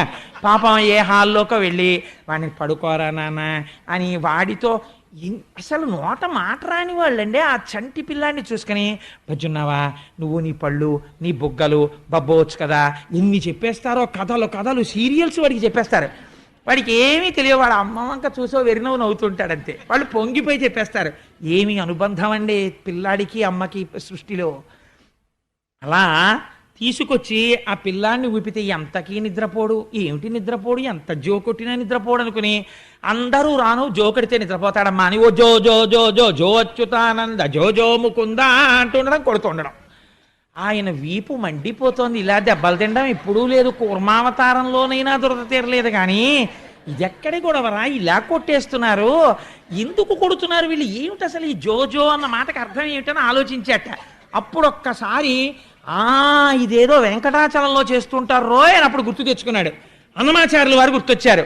ఆ ఉయ్యాల్లో పెట్టి ఊపేవాడు మహానుభావుడు. జో వచ్చుతానంద జో జో ముకుంద అని. అందుకని నన్ను నిద్రబొమ్మంటున్నారులా ఉంది. నాకేమో నిద్ర తెలియదు. లోకములు నిదురపోవగత నిదురింపని శుభగుడు రమణుల్ జోకొట్టి పాడ నిదురన్ గైకొనులీల ఊరకుండె కను తెరవకయున్. ఓహో, ఈ లోకంలో అలవాటుంది, నిద్రపోతారు. నిద్రపోతున్న వాణ్ణి కూడా రక్షించడానికి కళ్ళు తెరుచుకుని ఉండడం నాకు అలవాటు. కళ్ళు మూసుకుంటే నిద్రపోయాడు అనుకుంటారు ఈ లోకంలో. అమ్మయ్యో ఈ వీపు మంట తగ్గాలంటే కనురెప్పలు మూసేస్తానని నిద్రపోయిన వాడిలా ఇలా కనురెప్పలు వేసేసేట. అమ్మయ్య స్వామి పడుకున్నారనుకున్న ఉయ్యాలా అక్కడ అలా ఉంచి పడుకున్నాడమ్మా నీ పిల్లాడు. అయ్య బాబోయ్ ఇంత ఊపితే కానీ పడుకోడేమిటమ్మా అని పాపం ఆ యశోదని దిప్పి ఆవిడ పొంగిపోయి నా కొడుకు కదా ఏడవకుండా అలా ఆడుకుంటుంటాడు అని జాగ్రత్తగా పిల్లాడు నిద్రపోయాడో లేదో మళ్ళీ వాడు ఏడవకుండా తలవేపు ఉన్న ఉయ్యాల గుడ్డ మెల్లిగా ఇలా తీసి దొంగలా చూస్తారు. వాడు ఇలా కళ్ళు విప్పుతాడు, హడిలిపోతాడు ఇదేమిటని. వాడు విప్పకుండా అలాగే పడుకున్నాడు ఆవిరి బొట్టుతోటి. ఆయన కళ్ళు మూసుకున్నాడు, ఆయనకి నిద్ర అలవాటు లేదు. హరివరాసనం అనేటప్పటికి పడుకున్న అయ్యప్ప స్వామి పడుకున్నారని తలుపు లేచినట్టు. కాబట్టి పడుకున్నారు కదా స్వామి, ఇంకెందుకు రేపు చెప్పుకుందాం మిగిలిన కథ. కాబట్టి ఇవాళ స్వామి నామం ఒక్కసారి మనందరం సంతోషంగా స్వామి నామాన్ని ఆవిష్కరిద్దాం. విరజాతీర్థస గోవింద కాంచనాంబరధర గోవింద కరుణాసాగర గోవింద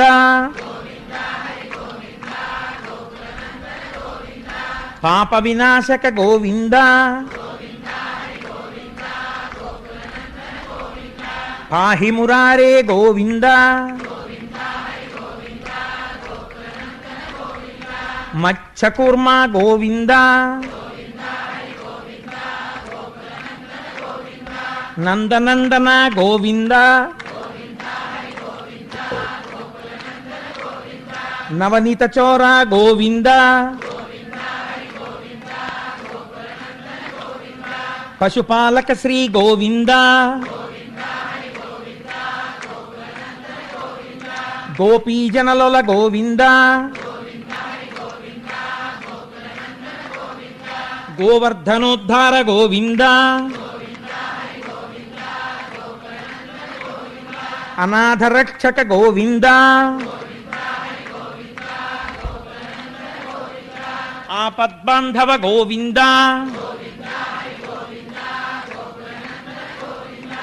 ఏంటంటే దశమి ఏకాదశుల సంగమం కృష్ణ జననం విన్నారు. ఇంకిక్కడి నుంచి దశమస్కంధం ఉర్రూ తొలుపుతుంది. కృష్ణ జననం జరిగింది కాబట్టి దశమస్కంధం వినడమే జీవితంలో మహత్తరమైనటువంటి విషయం. శివ శివ కరుణాబ్ధే శ్రీ మహాదేవ శంభో సర్వం శ్రీ ఉమామహేశ్వర పరబ్రహ్మార్పణమస్తు. స్వస్తి.